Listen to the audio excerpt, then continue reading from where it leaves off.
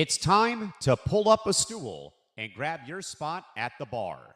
The stadiums are dark, the scoreboards are off, and the final whistle has long since blown. But in here, the lights stay on. Welcome to the ETB Lounge on the Empty the Bench Network. This is your official post-game nightcap, where we break down the biggest hits, pour one out for the heartbreaks, and dive into the stories that linger long after the clock hits zero. Whether you're here for sharp analysis or one last round of sports talk with the best fans in the game, you've come to the right place. The games are over, and the conversation is just getting started.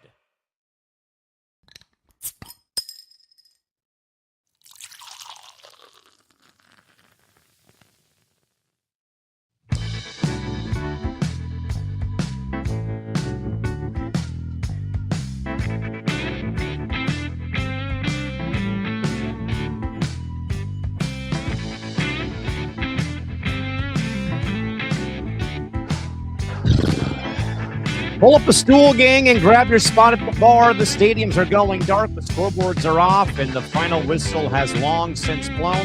But the lights are on. Welcome, my friends, inside the ETB Lounge, fully stocked with absolute chaos. The global crown has officially been settled as Spain outmuscled Argentina to capture the 2026 World Cup trophy for the second time in nation history. But as soccer finds their closure, the NBA is stuck right now in admin traffic, with the league apparently delaying the release of the upcoming season schedule, all because of the fluid future of one LeBron James, who even saying the words "trust the process" might indicate he's heading to David Waitman's neck of the woods in Philadelphia. Over in England, Bryson DeChambeau lost his cool at the Open, unraveling into a full-blown two-stroke penalty tantrum that completely vaporized the weekend, while the NFL is now caught in the gambling hot water crossfires involving the Arizona Cardinals.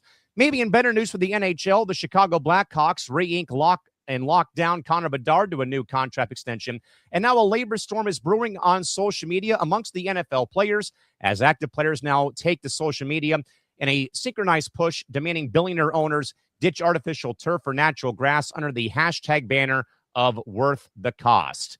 Over the course of the next 2 hours, folks, alongside Nick DiMartino, David Waitman, Zan Bando, Ben Cruz, and Connor Rowland, we are here inside the ETB Lounge all the way till 8 o'clock Pacific time, 11 p.m. Eastern. Nick D, great to see you as always, my man. How are we doing today? Good to see you. All right. How are you? Doing better. Thankfully, the weather has not been too bad, and more importantly, the air conditioner got fixed over the last 2 days. And the smoke's been getting a little better in the Northeast. Yeah. That's another reason I hate Canada. Yeah, it's a war zone back there. Mr. Zan Bando, of course, joining us as well. Zan, how we doing tonight, my man? Good to see you as always. How we doing? I'm good. I'm much better than what the air quality was around my area a couple days ago, but we're hanging in there. It's only going to get hotter from here, and good to be back on. It's been a couple weeks since I've been on. Thanks for having me, as always.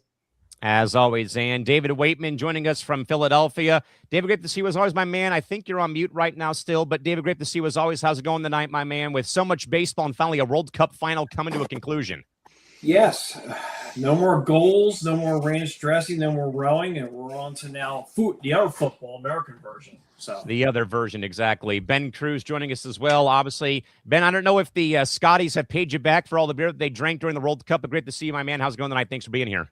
Yeah, feeling great. Sox are hot. Best team in the league right now. Gotta love it.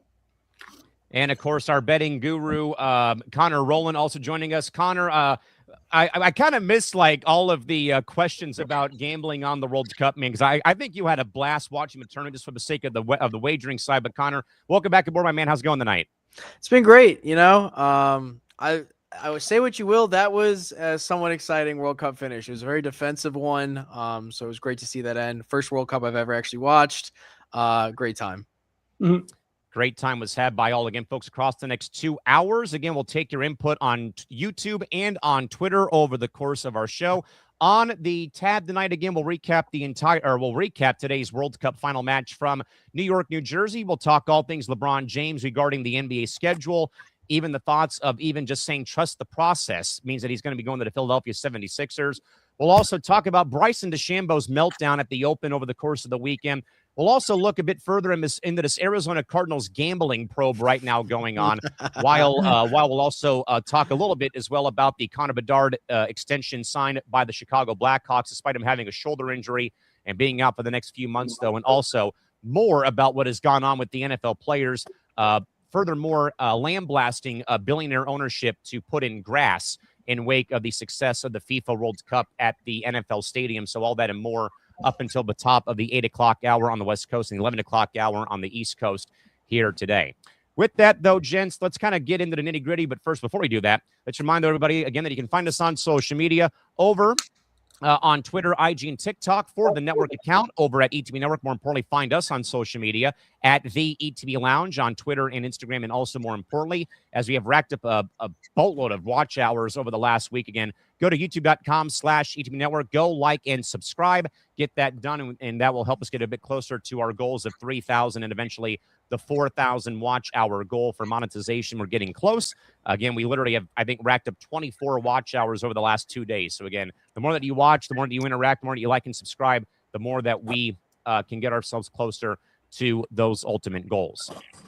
All right, guys, we'll get to a full recap now of the World Cup. Not like I have not been sitting here in the studio since 11 o'clock my time this morning to preview the match, watch the match, talk the match, before it was all said and done, though. But once more, though, if you're just joining us, folks, Spain defeats Argentina in a very much defensive struggle from New York, New Jersey Stadium. 1-0 the final score. For Ferran Torres scores the game-winning goal at 1:06 of stoppage time. Led though as well by a red card for Argentina in the third minute of stoppage, or in the third minute of stoppage time. Past 90 minutes, though, but more importantly, Spain again controlled this game all the way through, and also Lionel Messi almost MIA for the entire game for Argentina, including the fact that as well, though, gentlemen, not a single shot was taken by Argentina until the last 2 minutes of the World Cup final here today. Connor, from a betting standpoint, I want to go to you first, though, because I was a little bit shocked when I was previewing the game beforehand today, early this morning, that the win probability for Spain was at 41%. There was a 31% chance of the match going to extra time, and then only a 24% chance for Argentina. And I basically was, Pete and repeat all day across ETB that this game comes down to who scores first, because Spain, as I mentioned in the recap show, they have lowered the bar for goals allowed in an entire World Cup stretch, though, where they only allowed 1 goal this time. On the way to a victory, they allowed 2 when they last won the World Cup in 2010. So really about how scoring first, playing defense worked out, though. But maybe, Connor, from a bettor's perspective, though, of this World Cup final with these two, again, very evenly matched teams, though. Again, old guard with Messi, new guard with Yamal. Your thoughts on watching this game, though, and how it went, but maybe from the bettor's perspective, your thoughts. Well, first and foremost, I didn't think it was going to be a high-scoring game. I thought it was going to be low scoring, and what really told me that was watching Argentina play against the Verde game. That one, with how poor their offensive played. Admittedly, the goalie had an amazing game, but watching them struggle. By the way, that was a new record for saves in one game for Emiliano Martinez. He made 10 saves. It's a new record for a final. It is a pretty incredible statistic. I will say that, but the fact that they were able to keep Verde was able to keep them at such a close game, it made me think that with Spain, they were going to really struggle. And so I had taken Spain to win, and I was not shocked. I was more so shocked about the red card. Well, by the time stoppage time hit, I thought it was going to go to penalties. I swear to God. I kind of thought so too for a bit, but obviously when you have 10 men, you've got the open space on the field, and I was a bit more surprised, I think, though, as well, fellas, that Argentina actually finally put on a offensive attack, though, but so late in the game. And the other big point I made, though, and Ben, I'll go to you on this one. The other big point I mentioned, though, was Argentina kept finding ways to pull a rabbit out of the hat these last, I'd say, 4 to 5 matches. Like, they're behind 2-0 to Egypt. They win that game. They fall behind 1-0 to England. They win that game with 2 goals in quick succession. But my main thought was, you can only, in a way, get bailed out or get lucky so many times over before your luck runs out. Today, their luck ran out playing with 10 men. The goal, though, by Torres. Second sub to score a goal in a World Cup final since 2014 when Germany did it. Ben, thoughts on the World Cup final, but more importantly, more about Spain winning this or Argentina self-inflicting themselves by losing it with their offensive attack today? I think it was a little bit of both. I think, Spain obviously earned it. defensively. I mean, the fact that they weren't giving up a lot of goals in the tournament, I just kind of shows, like a lot of teams that typically win championships, they will obviously win by defense, come up with big plays, and like you mentioned, Callan, Argentina, obviously Messi is Messi. They obviously, I think, kind of the guys around him, they have some guys that can play, but the last couple of games, they were able to pull things out, but they really kind of didn't turn things up until the end of the games. And I think that, when you're in a position like that, I think more times than not, especially when you're playing a team like Spain, who is a very good defensive type of team, like you mentioned, Callan, whoever kind of broke the bank in terms of getting that first goal, I think really was going to be the pivotal to it. And they were able to pull it out, right at the end of time too, I think, which made it even more an advantage for Spain, because Argentina was down a man, and they seemed to like that they had the advantage once they got that goal, because they kind of wanted to play on their own terms, and they were able to get that done. So I think it was a little more on Spain kind of having their own game plan and find a way to execute at the end.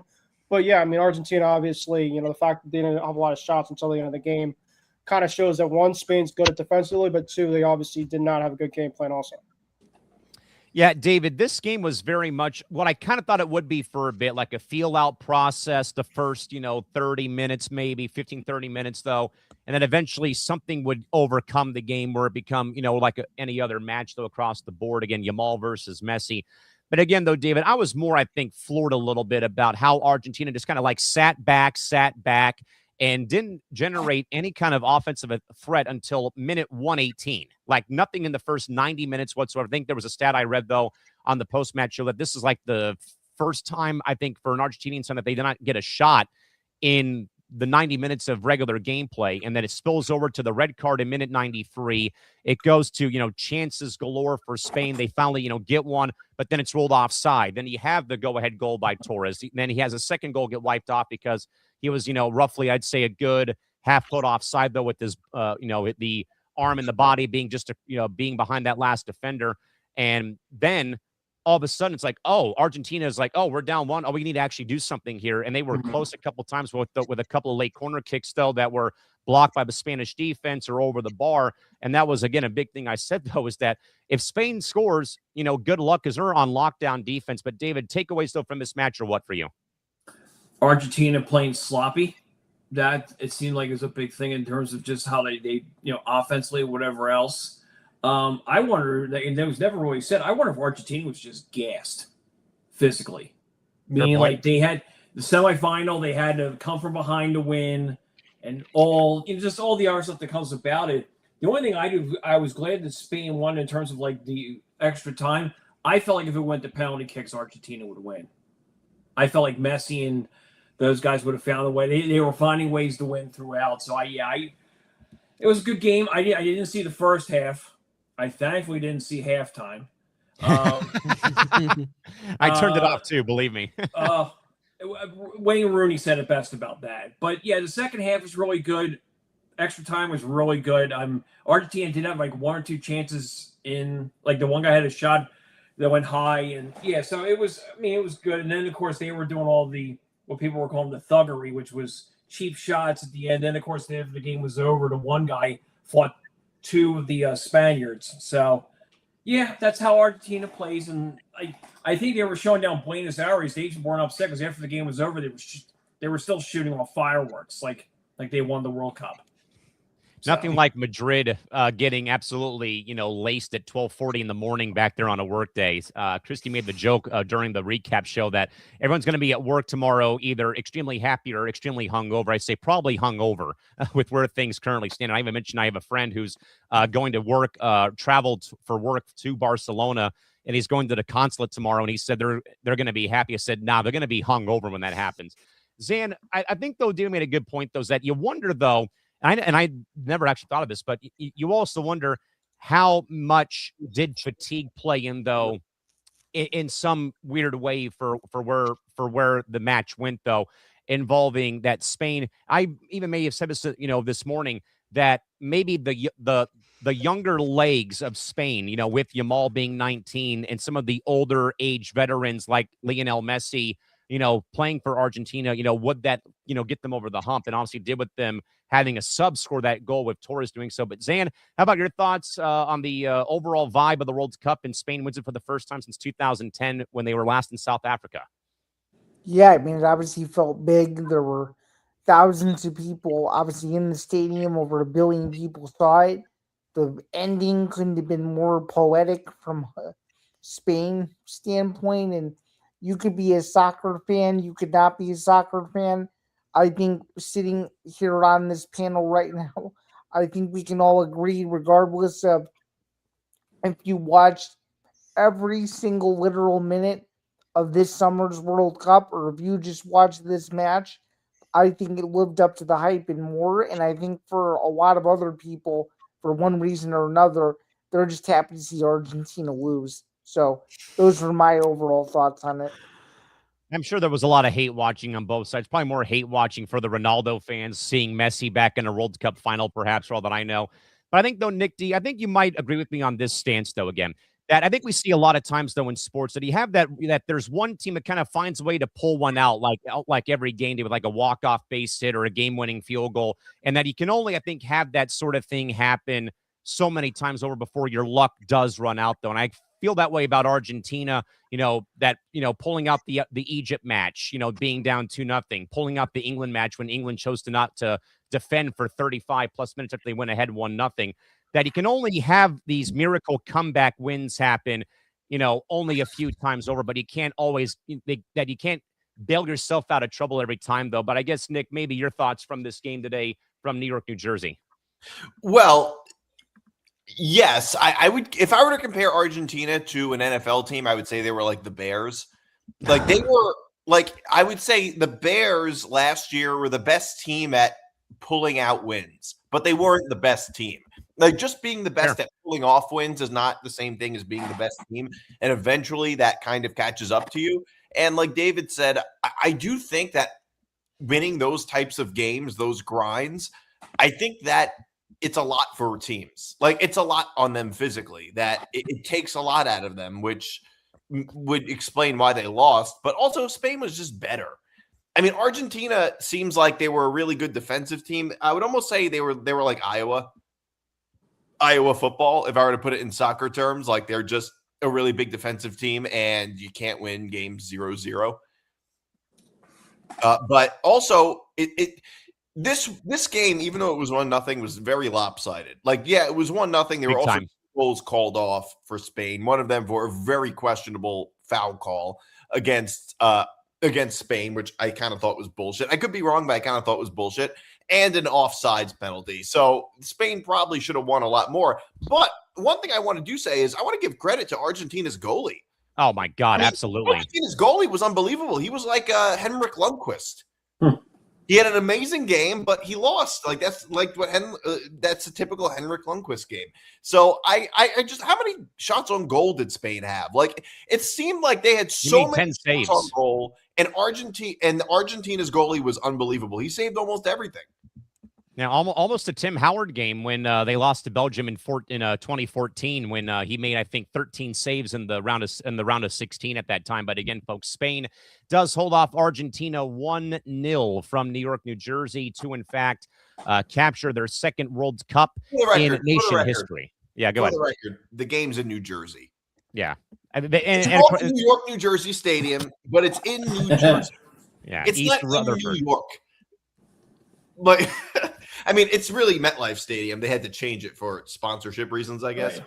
Yes. Yeah, and that goes over to with the Olympic Games coming up in LA in 2028. That if your name or that if your company doesn't have a IOC agreement, you cannot name or keep the arena name. So the only one that was saved by that was the Honda Center in Anaheim for indoor volleyball in 2 years, because Honda's a sponsor of Team USA, and so it lines up with the World Cup or with the Olympic Committee for that. A couple of thoughts real quick, guys. Christy Wilson says, fellas, at one point I kept wondering during the game if anybody wanted to win it. And I mean, it felt that way, though, for so long, as we've been saying, though, until, Ferran Torres scores, though, coming off the bench, literally and figuratively, on our network in a way. But again, he's a substitute scoring that goal at the 106-minute mark of the of extra time. And then, of course, there was the foul call in the box, that win against Spain by like nicking the foot of the Argentinian defender, then the offside on Torres that would have been a clear breakaway, but the arm had just been extended over the offside line per the VAR technology. And of course, guys, the other big talking point, though, was the Super Bowl style halftime show. Our good man, Nick Morganson says, fellas, hate to say it, though, halftime show was a joke. Was seeing Sesame Street puppets playing instruments in auto-tune and lip syncing. Better off putting on an AI show instead. Nick D, your thoughts, though, about how the World Cup kind of broke tradition to try to, in a way, Americanize the World Cup final by having a Super Bowl style halftime show this afternoon. How do they usually do it? Normally, there's no halftime entertainment for the final. Well, I think it's good that I think it was a good try, is how I'd put it. Like, I think it's good to try to make it more like the Super Bowl to appeal to more Americans because, well, the game's in the United States. So I think, those are the people you want to appeal to. So I think that's a good thing that they wanted to make it a little bit like the Super Bowl with the halftime show. I feel they overdid it a little bit, though, because I feel like they did a great job of exposing the World Cup to Americans this go around. Like all over social media, all you saw was Japanese people getting along with Americans, or Portuguese people cleaning up after themselves too. Mm-hmm. And so I feel like they did a great job of Americanizing it. I feel like the halftime was just unnecessary. Well, first of all, this was all planned out way before any of those things happened. So it's not like they decided it last night. That's true. That's a good point. So they had a plan to make it appeal to Americans. That's the best way to expose Americans to a sport that most of us think of as foreign in a sense. That's the best way to do it, to get Americans to warm up to it, by making it more like sports that we're more familiar with, like having a halftime show. By the way, it's not just the Super Bowl that has halftime shows. Every final has, or at least every singular game final has a halftime show. So I think it's good that they did that to appeal to more Americans. So I was totally fine with it. I don't watch games for the halftime shows, but I think that if you want more Americans to be invested in your sport, well, make it, in some ways, at least, more like American sports. Zane, your thoughts? Yeah, really, the only thing I can say is the World Cup did its best to have that cultural angle, but I think there's a time and place for a lot of this stuff, and I think the World Cup did do a good job of doing that. To me, it felt a little bit Super Bowl-ish, which I think is cool, but I could see why some other people don't really see the pageantry in it, especially if you're just a purist soccer fan and you only care about what's going on in the actual pitch itself. So I think it's good theater. I think it kept people engaged, and the names they had out there to perform, the names they included, in the commercials and whatnot. I think it tried to cater to multiple different fan bases, whether you're a casual soccer fan, watch the World Cup final once every 4 years, or are a religious soccer fan that hadn't missed a single Spain match in 2 years. I think every single person who decided to tune in today was delivered in entertainment value and then some. So. Yeah, David, I think, though, and we were talking about this actually off the air, that Nick wrote in that the BBC didn't even show it. And, of course, Wayne Rooney obviously popped off about it. But, again, that was, like Nick said, though, this wasn't planned 12 hours ago. They were going to have some halftime show performances, though. But I think, though, David, I think the best comment I saw, though, David, was this. Shakira is to the World Cup like Mariah Carey is to Christmas when it comes to that everyone in a way associates Shakira every time that the World Cup rolls around during the World Cup, much like people also compare Mariah Carey to being synonymous with Christmas. But David, your thoughts on the pop and circumstance of the halftime show for the World Cup final? Oh my God, where do you start? Let's also not forget the Tom Cruise before we have the first kickoff. He's got to give a 5-minute speech or whatever it was. I saw that thing before the game began too. It's just, I guess for me, and then like I said, I must be just different in our people. I'm just like, I'm there for the game. Let them come out, get them set, play the game. I don't need speeches. Halftime show, have the people talk. Like you said, it's like you're trying too hard. And it's a lot. It's not the only one. I mean, just the World Cup, but like, man, all these other sports, all-star games, and like we got to have these theatrics, and like, you know, we got to have like halftime shows. It's just like there's nothing wrong with 10 to 15 minutes of peace and quiet. There's nothing wrong with it. I mean, okay, you have the analysts doing their thing, but like everybody goes to the bathroom, goes get a beer, just gets on their phone. Just like that's, to me, at 15-minute halftime, we're ready to play. And what Wayne Rooney said, calling it a crap halftime show, I mean, that's my type of guy. Like I said, just play the game. It's all sports. It's not just strictly soccer. It's like it's all of them. But and I'm glad you mentioned about like halftime, like it's bathroom break time, it's beer time. That is literally me at Snapdragon Stadium for STFC or the Wave. Is that when the game gets to halftime, I'm hauling ass up the stairs to go grab another Modelo, and then I'm going to the bathroom and I'm coming right back for the game. So I concur on that 100%. Well, here's the thing though. You have to understand these major events aren't targeted at like entirely. When you talk about the halftime show, it's not exactly targeted at people like us who are watching to watch the game. It's more targeted at people like us who have like wives or girlfriends and things like that watch with us, like people who aren't really sports fans or friends or something like that are kind of just tagging along, which there's a lot of at the World Cup, just like there is at the Super Bowl. It's one of those things where a typical game targets the typical fan, but events like the World Cup or the Super Bowl or World Cup final, I should say, it's not just targeting your diehard sports fan that's just there to watch the game. That's the reason they do it. And the truth is, it works. It makes them a lot of money, these halftime shows. Like most people, like it, financially speaking, it definitely works for them. It is a big money. It is a big money maker, these halftime shows. So it's not really targeted at us per se. Like, I don't care about the halftime show. I'll go up and get up and go to the bathroom, whatever, and relax. But, if that's how they want to do it, I understand it. Yeah, like just for guys like Callan and Ben and the other ones who did who've done the soccer throughout this thing, I don't think after 104 games they were like, man, I can't wait for the Muppets at halftime. like that was not on the bingo card. When where did they come from? Like the Muppets and FIFA. I'm like, I'd say like Madonna, and I was just like, I think I said that's where I was just like, I gotta go get dinner. That's fair. It's fair to criticize the actual halftime show itself. Yeah. But I feel that way. I feel all halftime shows feel like they look like fever dreams, all the halftime shows. Yes. They all are a little odd, and they're getting even more and more odd. Yeah. Yeah. Before I get at least unlike the Super Bowl, there was one halftime show this time. Yeah. Nick Morrison writes in first that Shakira's hips equal eyeballs. I mean, that's a pretty good reference. At least it's what World Cup thought. Christy also said that Shakira could have done this whole thing by herself. And I think, though, to Nick D's point, though, halftime shows are more for TV eyeballs, not mainly for fans inside the stadium. TV is all about retention time and keeping people watching longer for ratings. That's a fair point. I mean, it's an attention economy. So, and with more people watching, you have more commercials. I get it from an economic standpoint. It's just to David's point.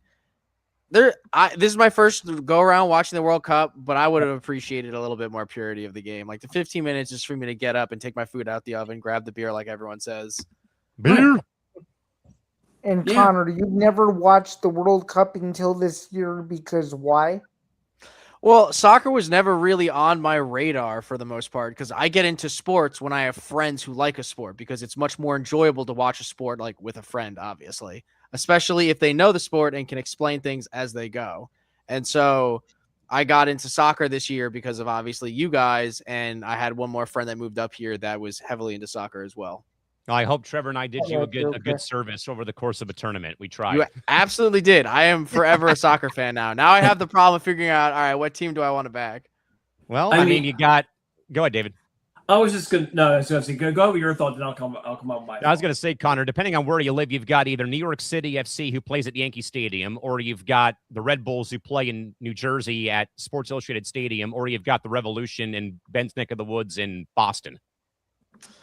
I don't think I'm going to go with my native area. I think I actually am going to rep the Verde team. I mean, they ruined so many. For international. Yeah. I thought you were talking about domestically. Shakira and J-Lo did the Super Bowl halftime show Or one in year. You really Knicks think getting they pretty cared about horny. people in the stadium? It was more to keep your eyes to the screen. I remember that one. I think one of my personal favorites, probably because it was in L.A., was when they brought out Mary J. Blige, Dre, and Snoop Dogg and Eminem at SoFi a couple years ago. Yes, that was one of the best ones. That was one of the best ones. I don't know, David. Who do you think still has the best halftime show ever, Prince or Michael Jackson? There were some good ones with the Super Bowl. Like U2 was really good. Prince was really good. I think it has to go to MJ though. Yeah. That was you could put that up there. I think that was the Rose Bowl when he jumped onto the top of the scoreboard, I think, to start the show, I want to say. Yeah, that was that one. Exactly. I think that was in the 90s. What year was that Michael Jackson halftime show? I feel like it was one of the Buffalo Bills losing to Dallas, I think, at the Rose Bowl, like maybe 93 or 93. Yeah, I wasn't alive for that. But Ben, any thoughts on the halftime show for the World Cup final today? I didn't watch it. I was working, so you won. Yeah, I saw I guess like videos and stuff, but I didn't fully watch it. So after hearing you guys, I'm kind of glad I did it. Christy said MJ better for the best halftime show. I just do think that this opens up everything when it comes to halftime shows. I think so. Yeah, I agree. Look, the best halftime show I've ever seen was the one from 4 years ago with 50 Cent hanging upside down at SoFi Stadium. I thought that was, and he wasn't even supposed to be on there. He was a surprise. He was like a surprise cameo. Yeah, that cast, that I think was the best halftime show I've ever seen. It might not be a popular opinion, but I really believe it or not, I might actually go with the Chili Peppers and Bruno Mars at MetLife in 2013 when I think Seattle played Denver. I think that one was pretty good. That was a good one. I don't think it was as good as the 2022. Yeah, I was just that one. We got Prince, you got MJ. I think the Rolling Stones, I think, played the halftime show one year. U2 played it one year as well. So, and which year? Kendrick Lamar did it one year. Kendrick did it, I think, 2 years ago. 2 years ago. It was the Eagles Chiefs game. That one wasn't good. I disagree. I thought the Kendrick Lamar one was really good. Did you? Yeah. I don't know. I don't think Kendrick Lamar is that good of a singular performer. Like he's good for a halftime show if he's with a group of people like in 2022, but I don't think he sounds very good live at all. Connor, if I may ask, Connor, do you think though that Kendrick Lamar though maybe had popularity for that halftime show because it was at the pinnacle of that lawsuit he had against Drake and the record label? Sure. Yeah, when he started teasing the song on the speakers, absolutely. I acknowledge that plays a factor in it, but like Kendrick Lamar is a great writer, a great musician. He may not be the best live, but I still think like, you know, especially considering that in these Super Bowl shows, they compress the songs. They'll just like sing a portion of one song and then go on to the next one. And so a band could have really great songs, but if they don't get to play all of them, or a rapper, if they don't get to do the song to completion, it's not going to be as good. I thought the Kendrick Lamar one was good. I also feel like Super Bowls nowadays have a tendency to just throw a ton of people on the screen all dancing rather than the music. Mm-hmm. And by the way, DMart is never going to forgive Polymarket and Kalshi for the Cardi B bet he made for Bad Bunny last year in Santa Clara. What? That's why I'm not using those prediction markets anymore. I am so done with them. It was stupid anyway. But yeah, I'm done with those apps. I'm done with it. Yeah, you're staying true to what you know exactly. And by the way, just looking up like so last year it was Bad Bunny with Lady Gaga and Ricky Martin at last year's Super Bowl in Santa Clara. Year beforehand, it was Kendrick Lamar with SZA and Samuel L. Jackson. That was a little weird. And then the year before that in Vegas, it was Usher with Alicia Keys and others that played at the Raiders' new stadium. And then one more before we move on here. When the Eagles beat Philadelphia 38, 35, and 23, that was Rihanna by herself. That one was a good one. She was pregnant. That one was a good one. That was when she was pregnant, and nobody knew she was pregnant. And she comes waddling out, and people are like, "I think Rihanna's pregnant." Yeah, I mean, quite a way though to make the announcement, and then of course I think the other loony one that we had was the Super Bowl coming out of the pandemic when The Weeknd performed in Tampa, Florida. I remember I was watching that one in Atlantic City. Because he had that weird entrance where he like walked through that maze of mirrors to get to the field. That was a really I do remember that one. Yeah, that really jogged my memory. That was a really bad Super Bowl. Yeah.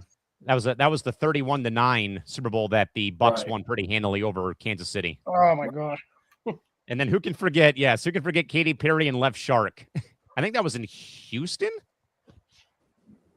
Houston, I think. I think that sounds right. If it was the 2017 one, yeah, I think that sounds right. The 2017 one was in Houston.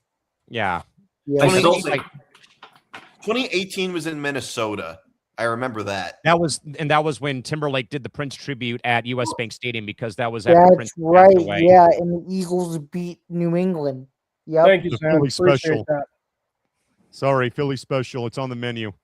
Isn't that Appreciate the most that, man. American thing, by the way, that we went from talking about the World Cup and it somehow migrated to talking about the Super Bowl? And mainly because the World Cup final has never had a halftime show until this year. So it's like, that kind of triggers the gets the cranium rolling and turning. By the way, did you guys see that video of those Argentinian fans trying to cross Route 3? Did the Scotties do that insane. though? Like their first match though, Nicky? Yeah, I don't know what it is. Like, I mean, they're not with so many of these foreign fans. They think everything is just walkable. Especially those who are Scottish. Yes, especially Europeans. Europeans are uniquely bad with that. Like they thought a bunch of people thought that they could walk from like Manhattan to MetLife. And I think one of them actually did it. I think the first day of the tournament. Yeah. To be fair, though, like Europe has like vastly better pedestrian city layouts and like public transportation. So I do understand why they do come here thinking like, oh yeah, we could just get there. But if you think about it, we should be able, like it should be walkable. Like why is nothing walkable in this area? Like if you think about it, there should at least be something that's walkable. Like there's no walkway from New York to New Jersey. I mean, there is. You look at the GW Bridge, but like you think there'd be something else somewhere. Put those tax hours to work back there, New York and New Jersey, and figure it out, right? Yeah, like you'd think there would be something. I mean, look, we have like infrastructure from the '60s. We haven't updated because look, the lower level in the GW Bridge was built, I think, in 1962. Sheesh. And nothing has changed since then. And the population in the area is what I'm guessing doubled since then, and we have the same exact number of bridges and tunnels. Like, you think there'd be something?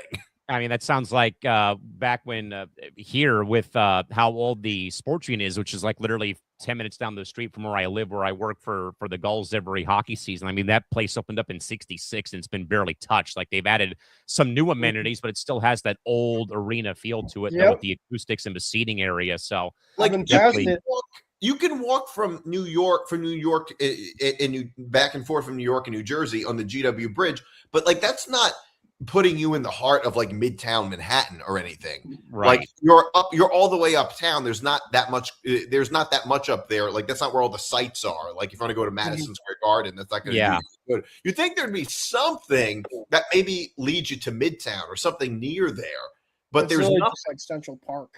And like, right. Like all the way uptown, it's not the best location for somebody who's walking. Yeah, and the Scotties proved that point. And I did see that video, by the way, Nick. It was like 5 Argentina fans are crossing the Argentinians. They're like they don't see that this is a highway. Do they not have highways in Argentina? It's a developed country. It's not a third world country. Like you think they'd see the highways. You know what that looks like? That looks like to me that there was that one member of that group was so insistent on them walking, and everybody was like, all right, I guess we'll walk. All right, we'll do it. Just so you'll shut up for the rest of the day until we get to the stadium and we start getting drink. Exactly. All right, guys, we'll get to the NBA real quick. And obviously, though, this has been a bit of a small fiasco, really, a little bit over the past couple of days. But, guys, there's new reports putting out that have been put out, though, that the NBA has officially put a hold on releasing the upcoming schedule, as front office leaks indicate that the league is scrambling to adjust high-profile prime TV time slots based on the fluid late stages future plans of LeBron James. Adding more fuel to the fire, LeBron caused an absolute scene, though, at Fanatics Fest this weekend by dropping the phrase, trust the process, while asking about his future. The comment seemed to trigger immediate roars of approval from those that are Sixers fans about him potentially playing alongside Joel Embiid and also the newly picked up Jaylen Brown when it comes to the Sixers at this time. So, Nick DiMartino, your thoughts on this, that the NBA is actually going to hold out, or is potentially, per sources, holding back the schedule release based on where LeBron heads for the upcoming season? I mean, if that's true, that makes perfect sense because LeBron changes the balance of the league so much. You're going to have to. I mean, how can you not? LeBron being on a team, whether or not LeBron is on a particular team, changes whether or not it should be a primetime game or not in a lot of circumstances. Like Warriors, Sixers, for instance, if they play each other. Right. If LeBron goes to the Sixers, for instance, or somewhere else, that's not a primetime game in all likelihood. If LeBron goes to the Warriors, Sixers, Warriors, that's a primetime game. Just for example. Yeah. So wherever LeBron goes, he changes the dynamic of whatever. He's going to change the dynamic of whatever team he goes to such a large extent, just from a basketball perspective, but also from a marketing or a business perspective. The storyline is vastly different, and that matters a lot too when it comes to scheduling. The NFL does that too. I mean, look how many primetime games the Jets had when Aaron Rodgers in 2023 when Aaron Rodgers was supposed to be the quarterback. So obviously the NBA has to hold out on scheduling until LeBron makes his decision. Like, of course, like how can they not? That's not surprising to me at all. The only thing surprising might be that like they're openly saying it, but yeah, obviously. Yeah, Zan, I think it's a little. I don't know if we've seen this that I can remember at least about seeing a league not holding up a schedule release based on one player, where they perhaps will go for their future. Again, we've heard Philly, we've heard Golden State. Even that maybe that small chance of like the honeymoon phase of him heading back to Cleveland, maybe for a third go around with the Cavaliers. But Zan, your thoughts though about if these front office insiders have a scoop here. Thoughts about the NBA holding up the schedule release depending on where LeBron does go for the upcoming season? It's entirely unsurprising. I mean, the NBA knows that regardless of LeBron being in his 40s, they know that he is a revenue driver of sorts for the league. So what's the point of announcing the schedule if you don't know where your biggest star is going to go? People need something to be excited about. This is a strategic business play if I've ever seen one. And I know it may sound favorable, and I'm not trying to favor LeBron in any way. I just think they're looking at their bottom line and they're saying, hey, look, if we release the schedule before we know where he's going, then the fans are going to be scrambling to be like, okay, regardless of who he plays for, I need to figure out which franchise opposing or whoever he decides to play for, what tickets do I need to get? So holding out all this anticipation, I think makes his decision that much more intriguing. So I actually think it's more of a positive than a negative. I don't know how the rest of you guys feel, but I don't really see too many issues with it really at all. So I agree. Yeah, so there's one small note I want to bring up here because Nick Morganson said, release the schedule, call it a day. But there is a rule, though, in the CBA that only 34 national games are allowed for all 30 clubs. And then that's the max that you can go, though, for national TV. You mean for each team?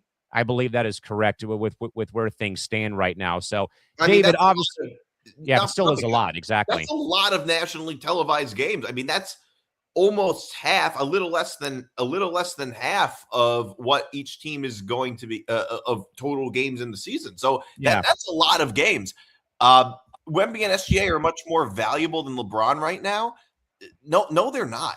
I don't think so. I mean, but that's not even really the point. Obviously they're better players than LeBron right now, and they're more valuable to each team right now. But the storyline, but first of all, it has nothing to that has nothing to do with anything, because where LeBron goes, just from an entertainment standpoint, has such a huge impact on the storyline. So Wemby and SGA have nothing to do with that. Sure, Wemby and SGA are more valuable to their respective teams than LeBron is. That's not debatable. But LeBron, where LeBron goes for what might be the final year of his 23-year career is way more valuable for just from a business standpoint than Wemby and SGA are right now. I mean, SGA, one of the biggest issues with SGA that we keep hearing about is that people really don't like watching him, that like he foul grifts too much and, he has a weird personality. Yeah, you're kind of right on that one. So where LeBron, redundant because just because it's redundant doesn't mean people don't care about it. I mean, also reality TV is super popular in America, and people like that type of thing. People like drama. It's just a reality. And it's also a legacy thing. We know we don't have that much ride left for LeBron. So like as he gets to the sundown of his career, so to speak, people are going to want to see it more because he's going to be less available. Yeah, well, I don't even know if his legacy really is going to take much of a hit or that much at all. Or like, it's not. I don't think it's going to matter that much. But because LeBron defenders are going to say one thing, LeBron haters are going to say the other thing. They're going to spin it in their own direction. But it still is a big deal. Just because LeBron is not the player that he used to be doesn't mean that wherever he goes is not a big deal just because he's LeBron. How good was Michael Jordan when he went to the Wizards? But was it not a big deal that he was playing on the Wizards? I'm sure the Wizards got more primetime games with Michael Jordan than they otherwise would have. And they were not even 40-win teams with him, if I'm not mistaken. Right. I mean, if they were lucky to win 40 or more back then, right? Because I forget who was even around him on that team because we all got to watch the Wizards era Jordan. Sadly, if you were born in the 90s, and also you also have to remember wherever LeBron goes will be a playoff team, almost a guarantee, and will likely not guarantee but likely be a finals contender depending on where he goes. I mean, not everywhere would be my first pick to be like if he were to go to Miami or Golden State, I wouldn't think of them as they wouldn't be my top picks as title contenders, but they're going to be in the conversation on some level in all likelihood. So just wherever LeBron goes tips the scale so much. That's the reason why. It's not like he's some scrub bench player. It's like, yeah, it's LeBron. Of course they're gonna wait. Yeah, and I mean, this is like nothing new though for LeBron in general, guys, with how he with in general, just like dragging your feet basically and going from there. And I agree with Christy Wilson. I mean, just release the schedule regardless of where he's at. I mean, that's where I'm at, just because I think people want to plan for games regardless of where LeBron goes or not. I love to get back to Intuit Dome and recheck out the Clippers' new arena back up in Inglewood, and just try to go to more NBA games. But even then, the prices are pretty damn expensive. David, your thoughts? I think, like I said, my thing is, I think the NBA's got 3 or 4 schedules. And by that meaning, they have a Golden State schedule, they have a Philadelphia schedule, they have a Miami schedule. That means, like I said, here's the following. So let's say he goes to Philly. Opening night, you could have Philadelphia versus Boston. Advertising. Turn it on. Exactly. Christmas Day, Philadelphia versus New York. Or Philadelphia, something like that. He goes to Golden State. For a fact, Christmas Day, Golden State Lakers. That's etched in stone. Yeah, they're because when you say Raw released the schedule, they're looking at advertising dollars, and they want to max out LeBron for the next year, perhaps 2, on everything. Whether it's ESPN, NBA on NBC, all the streaming services, they're going to milk him for every dollar until he says, "I'm done and I'm retired." That's 100% true. Do we think he's going to the Phillies, though, the 76ers? Like, I don't want to say the fans are delusional, but like... None of us really know because LeBron and Rich Paul are really just not giving out many hints. But I wanted to point out another thing. We don't really know where Kawhi's going to go. We don't know if he's going to end up with the Raptors again. We don't know 100% for sure. So those are 2 star players that tip the scale so much. Would he be able to play, though, with free agents? Like James Harden's still a free agent. Draymond, they're all waiting for LeBron. It's not even just about LeBron. So many star players, we don't know where they're going to go. Mm-hmm. Yeah, and I'm glad that Nick. Sorry. Go ahead, David. I was going to say real quick. Once he finalizes his team, my prediction within 24 to 48 hours, that schedule will come out. Oh, without a doubt. I mean, as soon as that thing is released, that or whenever he makes up his mind, though, and obviously that we've seen this though before though, between going to Miami the first time, back to Cleveland, Lakers, and now kind of being, where things are at right now. Ben, any thoughts on the matter at hand here? No, I mean, I think most of you guys pretty much had the point. I mean, pretty much when he finds out the team he wants to go to, I think he's going somewhere east. I don't have any insight about it, but I think that's where he's going, some east team. But I feel like a lot of the obvious type of teams also, I feel like he would have gotten signed by now. Maybe it's just my overall thing about it. I feel like a team like Cleveland, a team like Miami, I feel like he would have just said, all right, just go ahead, Paul. Like, let's make this work out. But the fact it's kind of dragging on a little bit longer kind of tells me of, like, what does he want to do? Does he want to go for the fit? Does he want to just go to yeah.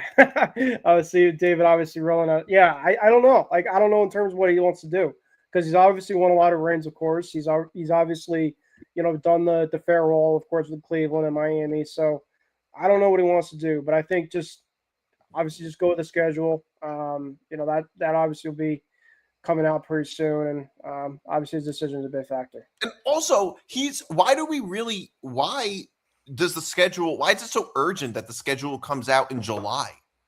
The season doesn't start until late October. Well, and even then, though, is that usually because the NHL puts theirs out in July, so that way that they're able to, lock in dates, lock in national TV. The NBA, I think, though, that they've actually done it more in August anyway, regardless of what the NHL does, because usually if there's co-shared arenas, one league has to go out first for the other league, but it also depends on tenancy.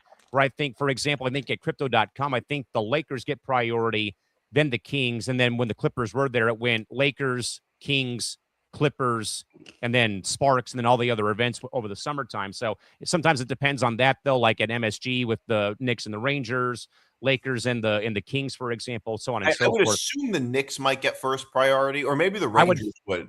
Well, the Rangers already have their schedule out, so maybe they get first priority. Yeah, so maybe they, but you know what, maybe they alternate though too, because especially with both, you don't play every day in basketball or hockey. Yeah, at one point the Clippers and Lakers or Clippers and Kings would do double headers. Like they would have a noon, like a 12:30 p.m. game for the Clippers, for example. Then they would clear out the arena and then change it over. And I think that the Knicks and Rangers still do that occasionally. Like there might be like a 3 p.m. start time game, or I should say like a noon game for the Knicks, for example. And then maybe there's a Ranger game at 7:30 or 7 o'clock Eastern time. So, I mean, it does happen, but the NHL, you would never see a noon Knick game and then a 7:30 Ranger game. I don't. I guess it could maybe on a Sunday, but that's unlikely. Yeah, I think it's usually on Sundays. Yeah. You also have St. John's there too. Yeah, and with St. John's playing there too, exactly. Good point, though, by Nick Morganson here, guys. He says, fellas, look, the reason that half the league is not signing it is because of payroll for what their team might need for LeBron. Take, for example, Draymond opted out for the Warriors for LeBron. Harden also opted out in Cleveland for LeBron. So I think that is a very fair point, though, that everyone else is trying to make this work out for payroll purposes with, 3 of these teams that we know of, maybe 4, maybe 5. You also, the thing is, though, LeBron he's not going to be expensive, and he's not going to be a long-term commitment. He's going to be signed on a veteran's minimum. So teams aren't exactly going to be breaking the bank for LeBron. You think it's going to be a veteran's minimum? Yeah, supposedly, from what I'm hearing, it's going to be on a veteran's minimum. He said that he's willing to take veteran's minimum. I'll be honest with you, though. Like maybe I'm being biased, but a lot of athletes say like, "Oh yeah, I'm willing to take less money in exchange for like whatever." Fair enough. And then you hear them sign like I could see realistically LeBron signing anywhere from like 20 to 40 mil. That I think is more accurate, but sorry, continue. No, I was just saying that like I could see why, to Nick's point, that most of the reason why half the league isn't signed is because of LeBron, because there are a lot of talented players out there right now that are able to be signed, but all teams are waiting to see where LeBron goes before they pick their number 2. None of us know for sure. I don't think it's crazy to me that LeBron would take a veteran's minimum deal. Like he might want to win. He might want to be on a good team. You think he really needs the money that much? He's going to be a billion. He might already even be a billionaire. He's a billionaire. He's literally a billionaire. You think he's just like, he's probably not that worried about the money. What I think LeBron is actually most concerned about is convenience. personal convenience, As we talked about last week. Which is one of the reasons why Golden State makes a lot of sense. I'm not saying they make the most sense in terms of being championship contenders, but convenience-wise, it makes a lot of sense. I can see him wanting to play with Steph. It's a short plane ride or a long car ride away from LA. They're probably which is where all his family is in LA. And they're probably going to be a lot more accepting of him missing a lot of regular season games. Don't forget his golf game. Yeah, exactly. That's a great that's a great area to play golf. So I think that from a convenience standpoint, Golden State would make a lot of sense. Miami might also make a lot of sense because, apparently he likes golf, probably likes living in Miami. He might like that too. But I don't really think it's that crazy to think that he'll take a veterans minimum. We don't know. We won't know until he actually signs, but I don't really think that that's that crazy to me. Or David, it'll be Florida Panthers syndrome. No state taxes in Florida. Exactly. Listen, guys, I've already seen the future. He's going to the Pistons. Don't worry about it. The mystery is solved. That's where he's going. He's going to the Pistons, and we're going to win. And we're going to win. And it's going to just be like that. It's just going to click together. Finally win for the first time since the 04 season when they beat the Lakers going for a 4-peat. And I think, though, that we all agree here. If he wants to win Philadelphia, farewell tour, Cleveland, playoffs, Miami, and Golden State. I think we all agree on that one. Can we sign up on that memo? I disagree a little bit. I agree with that. I'm worried about the thing with the Sixers is from a basketball standpoint, I don't know how well he really fits with the Sixers. They have a really good team, but just with two very ball dominant guards and Joel Embiid, I don't know where LeBron is really going to fit in that offense. I think Miami could make some sense. I think it really could. I don't think he cares that much about a farewell tour in Cleveland. I'm not really convinced of that, but I can tell you this. From a convenience standpoint, I don't think the Sixers are a stop choice. I don't think LeBron wants to live in the Northeast. And also, you look at the personalities on the Sixers, I think there might be some clashing there as compared to a team like Golden State, which I think would be a lot more accepting. So you're thinking roster chemistry could be thrown for a loop if he goes to Philadelphia? Yeah, I think it could. I mean, think about this. Jaylen Brown was fairly unhappy in Boston, which is one of the more well-run organizations until maybe that trade that they made, but one of the more well-run organizations in basketball. You look at the Sixers, they are not well-run. There's a lot of drama. Joel Embiid has said that he's not going to play back-to-back games, misses a ton of regular season games. Right. LeBron's also going to miss a ton of regular season games. Isn't that crazy to you that maybe Jaylen Brown might be a little unhappy with all of that? Yeah, well, apparently he hasn't been talking to Joel yet, Jaylen Brown. David, maybe thoughts about if, in fact, LeBron goes to Philly, how that might, in fact, affect team chemistry or maybe team morale from your perspective? I mean, you got an okay five. I mean, Embiid is, like you said, he doesn't play back-to-back. So you got the other guy they got, Wade from Cleveland. So he'll fit. I mean, any of those guys play. That guy comes off the bench. They got the guy Simons from the Celtics. That's another good backup. So I just don't know. Philly's what I just think like Golden State's going to be in the end here. I just think with all of his boys, he's close to home. Like you said, a couple hours away and everything else. I still think my thing is Golden State 1. Miami 2. I know that whole thing. Yes, you would trust the process. I know what that was said. I'm still not really. But Philly, I just don't. I'm not saying it's a mess. I mean, they got rid of Paul George, which helped out too. You got Embiid, but yeah, you said it's the whole thing there. I mean, and then the contract, probably 20, 25, I want to say these signs of Philly. Because, I mean, they got some guys that are still making some pretty good dough. Embiid making crazy dough. I don't know how that whole minimum salaries and everything else goes. But, yeah, Philly would have if he goes there, they're a deep team. Are they the best team in the East? I mean, you still got to knock off the champs in the next as far as I'm concerned. I guess then we all seem to be in agreement that his destination largely determines on like what his main motivation is. Is he trying to win or is he looking for something convenient? He wants number 5. Yeah. What's legacy? Fair. I agree with you because here's my thing. You know, you don't get to be an athlete like LeBron unless you're through and through an athlete, a competitive person, no matter what period you are in your career. I think he still wants to win. I think he still has the dog in him to win. He just doesn't have the dog that allows him to show up to every single game, and that's fine. I think he's going to go wherever he can win best, but that is going to, like, I think make it a much more, like, I think 2 years is whatever he's willing to do at the next team. I mean, if he goes to Golden State, you know, they're just going to run until the wheels fall off with that aging team. Yeah.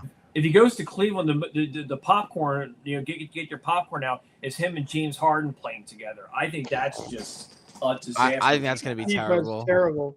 Yeah, I'm not sold on Cleveland be anyway. I mean, you got, Donovan Mitchell's good, and they got some okay, but they're not a team I go, this is a team to beat in the Eastern Conference. I personally know.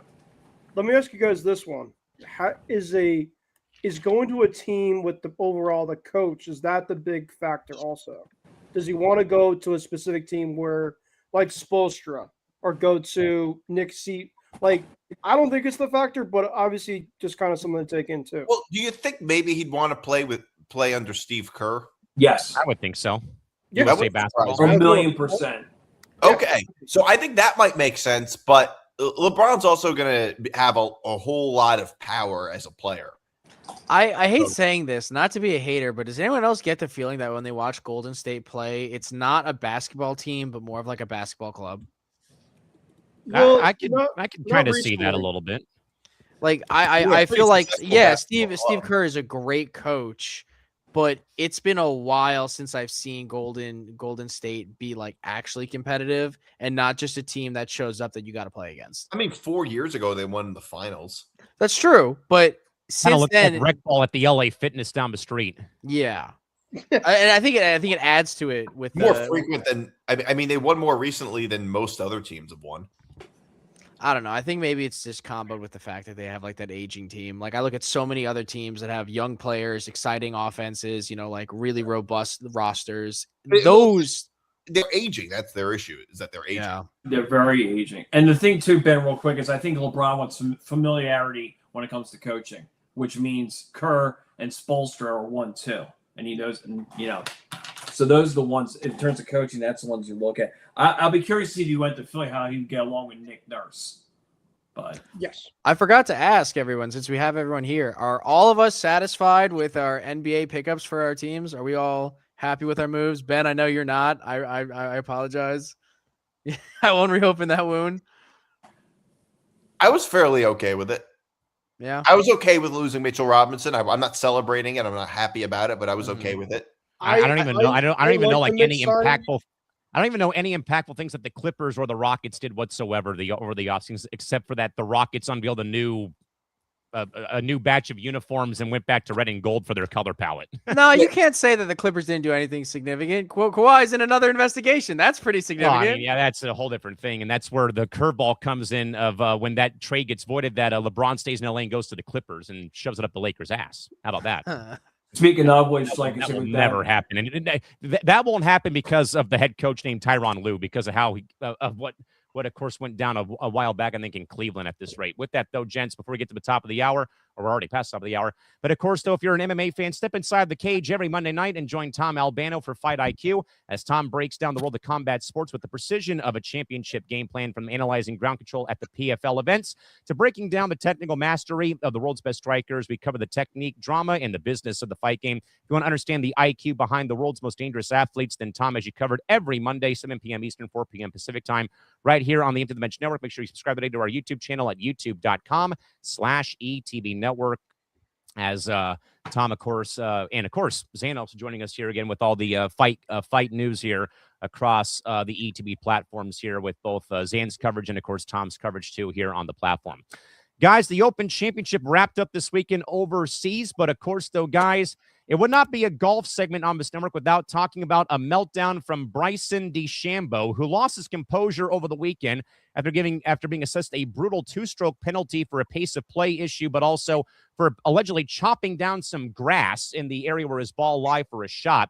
Rather than resetting, DeChambeau went palms up towards the course marshal at the RNA course and into an absolute tailspin, visibly arguing with rules officials, throwing clubs, and of course, imploding his scorecard out of pure frustration. Ben, this is obviously nothing new for DeChambeau blowing up about something in a way kind of stupid revolving around the about the rules, though, in a tournament. I think that they even had like a statement put up by the RNA over the weekend. But Ben, absolutely nothing new though for Bryson DeChambeau. Reaction though to Bryson's typical meltdown of the golf course that usually comes around every few months. Doesn't surprise me. I mean, this is a guy that always seems to, when there is adversity or something hits him, he spazzes out. And of course, you know him with Rory McIlroy, of course, the few that they've had in the last couple of years. Rory obviously got asked about it. He obviously had some interesting words, and understandably so, because of course the act that he had. But yeah, I just don't understand this man. I mean, of course he obviously can hit. You can hit the cover off the ball. Of course, he's a great overall golfer. But man, when shit hits the fan, it's definitely a type of golfer that it's I don't know. His act is just definitely can get old at times for sure. And he made a big scene. I'll tell you that. And it kind of sucks because, like, I'm really wishing the best for him. I want to see him enter this, like, locked-in, dominant phase. And it's, as you said, every time something doesn't seem to go his way, he has this, like, sort of meltdown. I don't know if it's to, like, hide the fact that he thinks maybe in, like, tough situations he can't chop it. But, like, it's so disappointing to see at this point. I'm sure you can smile and shake your head and be like, haha, classic Bryson. But, like, for me, it's just like, God damn it, man. I mean, yes, I get it. The Open is one of the toughest courses to play at. Oh, and every year.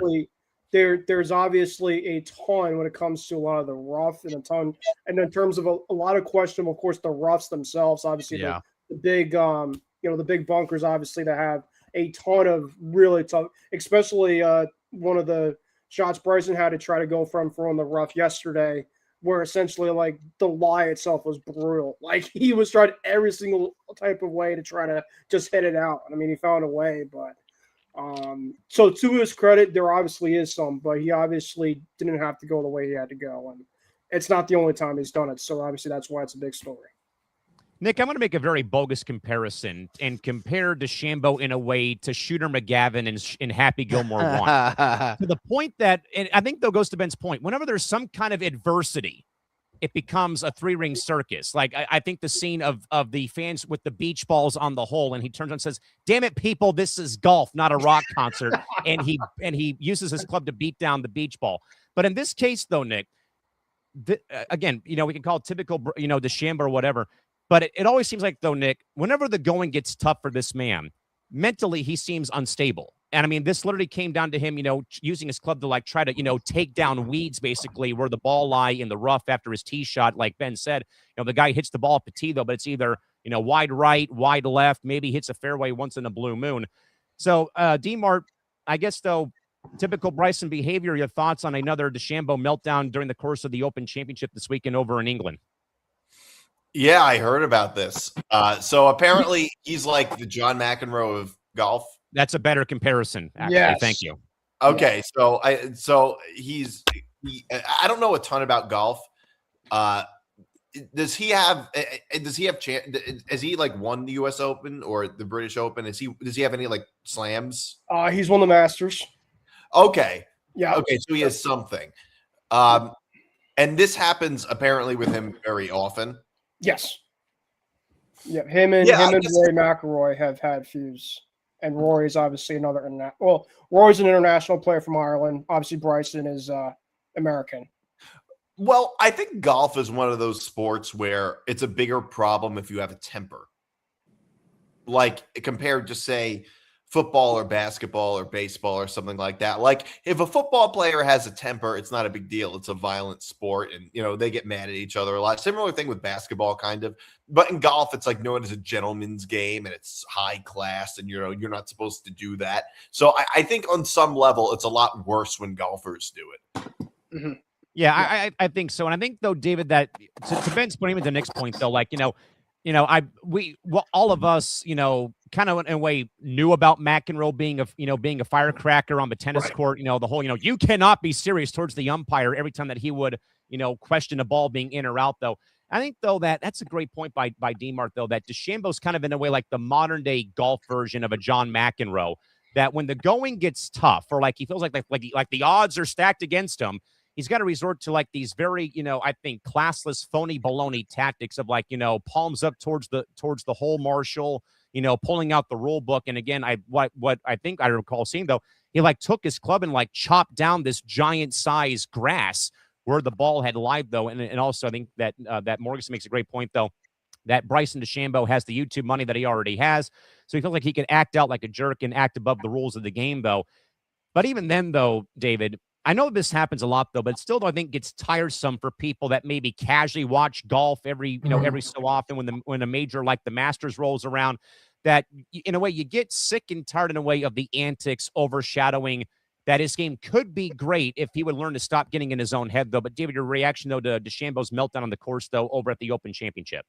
Not surprised. The 11th hole was fun to watch when he had his 7. I just think it gets old after a while. But now the thing is, he's now being called a cheater, and that's where Scotty Scheffler today had to come in and like defend him and like, look, he's not a cheater. And then Scotty went on this thing like almost like that. It seems like he thinks that like some of these players, and he wasn't the only one. I was just reading it where they feel like now that some of these guys are getting not too much TV time, but they're getting every shot on TV instead of, I guess, like people are over analyzing it and everything else. I don't know. I don't know if how much true is that. I mean, just like you said, I think he just hits everything so hard. It's sort of like John Daly, where he just tries to crush the ball type of thing. Yes.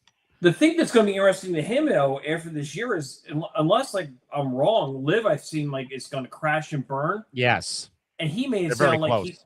he wasn't going to go back to the PGA Tour, so he's just like going to do YouTube and then pick, I guess, some majors. But I'm like, I guess I'd love to know like what he makes in YouTube money. I know he does certain things, but like, does he make several million a year and he's comfortable with that? Like, I'm going to do YouTube, because after a while, it's going to be like people are going to like, okay, I'd rather see you play tournaments against guys like Rory and stuff than do like a YouTube video. And I'm like, then you can just unsubscribe if you're not into it anymore. Yeah, Zan, I think the problem that people have with DeChambeau is that he's kind of a hard ass on the course, though, and that, there's been, and I think that Ben and Nick said it right, though, there's been some public feuds with him and Rory McIlroy. Him and Brooks Koepka had a major falling out, I think, 6 years ago, where people were heckling him, on the course in a way like, the fans, taunting Shooter McGavin and Happy Gilmore, that people would yell Brooksy on his tee shot or when he's putting, just to like, egg him on, where, again, you get into his head, the guy blows up and self-destructs, though. So, Ben, how about your thoughts on the latest episode involving Mr. DeChambeau's bad tee shot at the Open Championship that led to the two-stroke penalty, but also the circus around that approach, and also the whole hands up towards the course marshal at the course in England? Yeah, no, I mean, like, just obviously his bad shot. Obviously, there's a lot when it comes to that course, and he's been a type of guy in the past also where, like I mentioned, where things don't go his way, he obviously lets people know about it. And then, of course, the stroke, I mean, obviously, the 2-stroke that he had just completely cannot happen. And obviously, if he at least just took one and, of course, went, I mean, obviously, the final round was close. And so every little, missed stroke or every little type of thing that, obviously he could have controlled maybe a little bit better. He could have been in a better spot come this round that happened this morning, of course, being overseas. So, yeah, just I don't know what is going to happen for him to kind of change his overall tone around when it comes to his overall inefficiencies on some of his drives. But it's happened before. He obviously has to get himself back and look in the mirror, because not only it's a bad rap for him, but it's just a bad rap when it comes to the PGA, because a lot of the people on the PGA value what Bryson brings. He's a character, and in terms of the type of, when you look at a lot of golfers, they're kind of just like very even keeled. I mean, Scotty is obviously one of the top, and others, but Bryson's a different type of beast, and unfortunately, his name as of late has not been for the good ways compared to what he's had in the past. Zan, Nick writes in, I think David asked, DeChambeau has 2.78 million subscribers on YouTube and makes between 750,000 to 1.7 million a year. Okay. Only Zan, on YouTube, though. Yeah. So the 2.78 million for subscribers for YouTube and then his salary.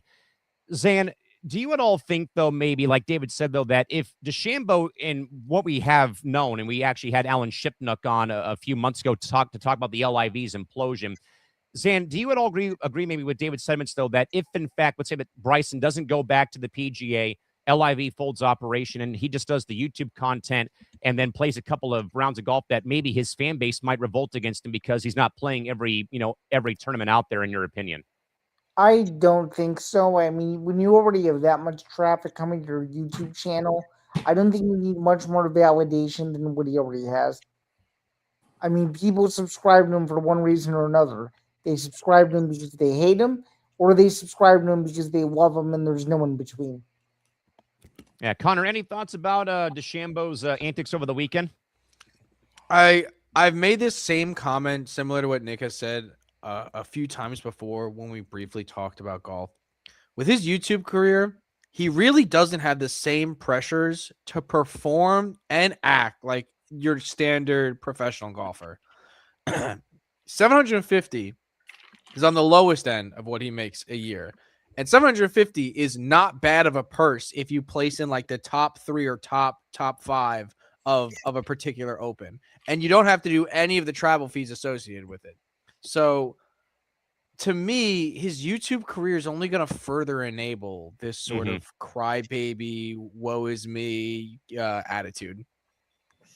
So again, folks, there's our thoughts. Again, Bryson DeChambeau with that 2-stroke penalty that again led to the viral clip of him going after, or at least being in a full-fledged argument, I should say, with the course marshal over the weekend at the Open Championship. Guys, real quick story from the NHL. Connor Bedard, despite getting injured in a private training session a few weeks ago, gets paid by the Chicago Blackhawks for a 5-year extension worth about $15 million annually. Mr. Course, guys, came on the heels, though, of the offer sheet war between the Flyers and the Ducks for Leo Carlsson, that Anaheim match for a 5-year, $18 million AAV. Ben, your thoughts, though, about the Blackhawks locking up a franchise player, though, Ben, at the cost, though, of Bedard being out for 4 months because of an injury suffered.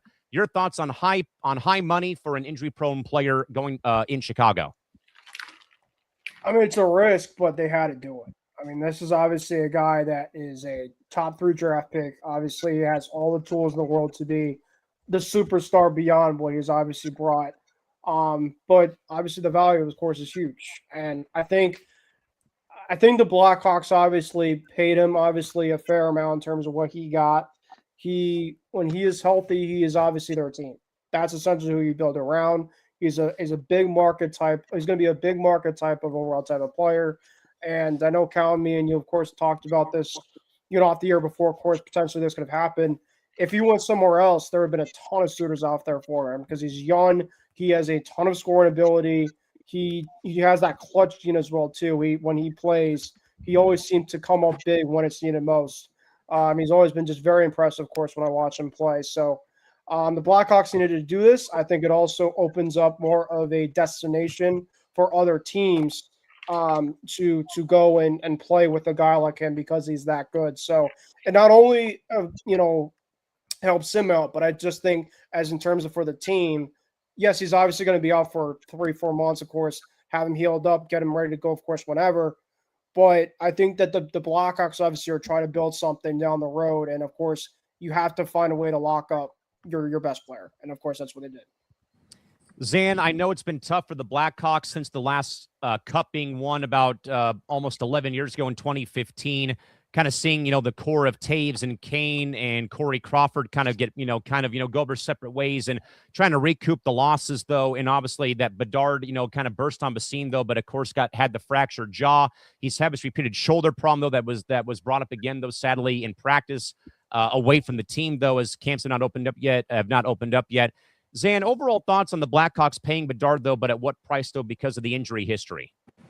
I mean, they obviously know they have to lock up their franchise player, right?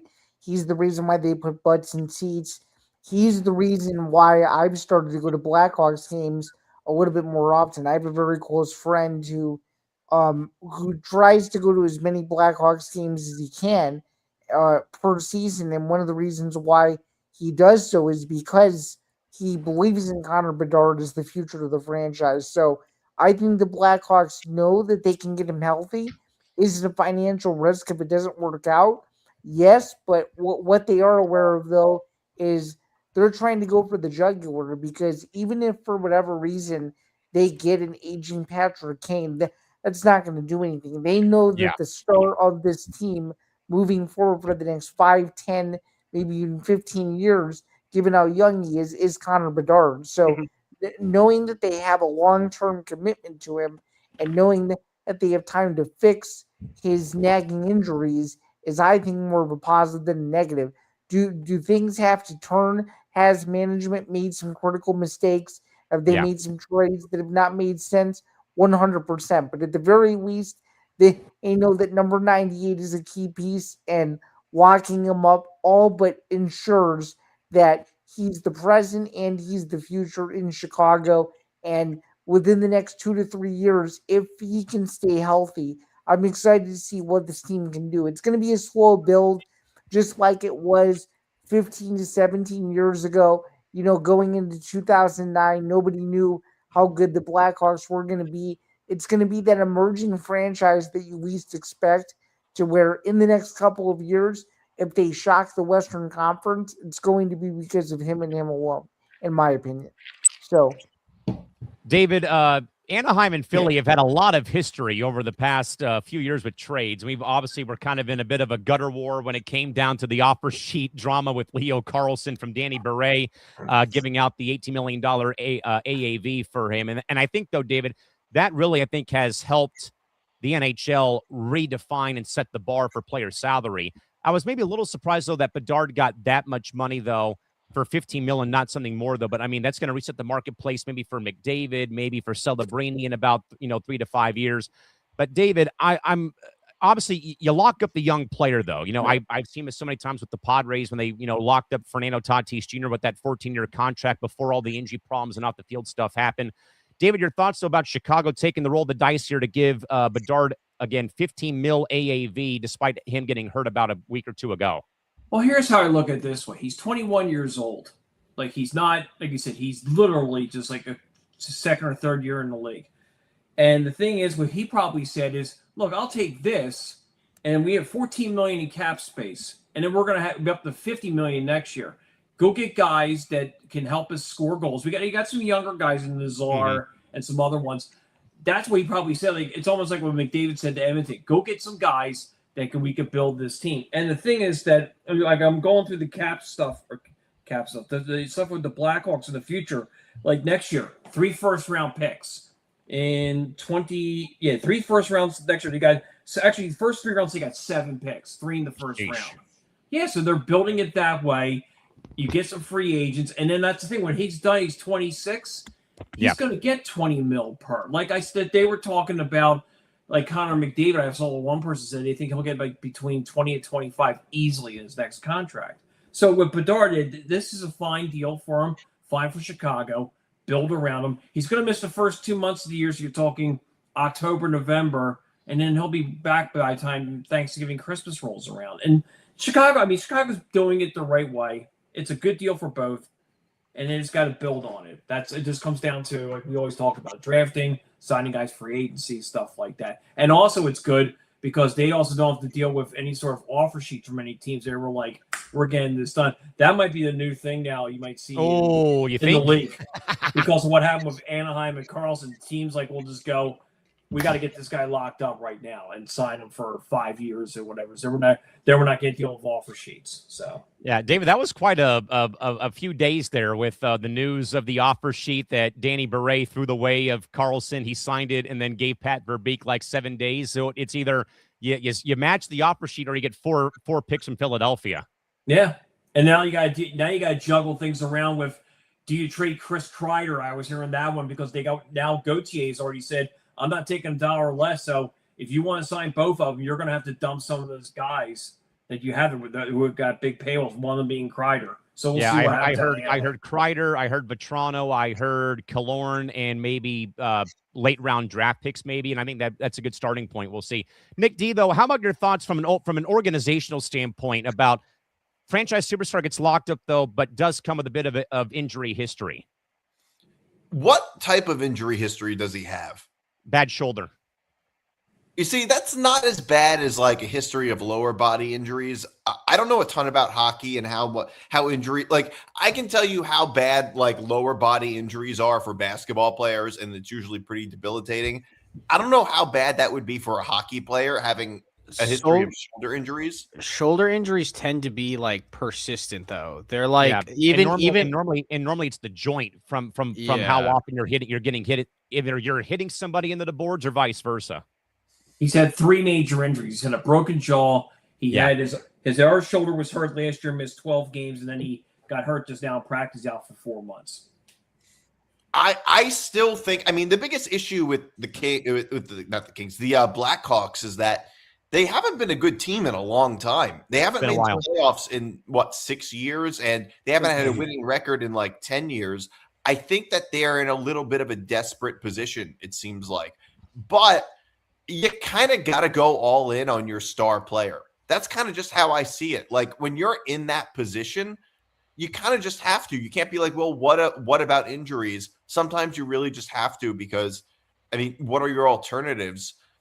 There's a really good chance that you're going to end up in an even worse position without going all in on your star player. Like, I just don't see what other option they had. And he's also 21 years old.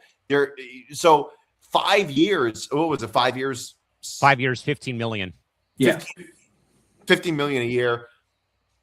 I mean, I kind of think it's smart because you're locked in until he's 26. That's still, even by professional sports standpoints, even that's still young. So I kind of think it was smart. The guy's 21 years old.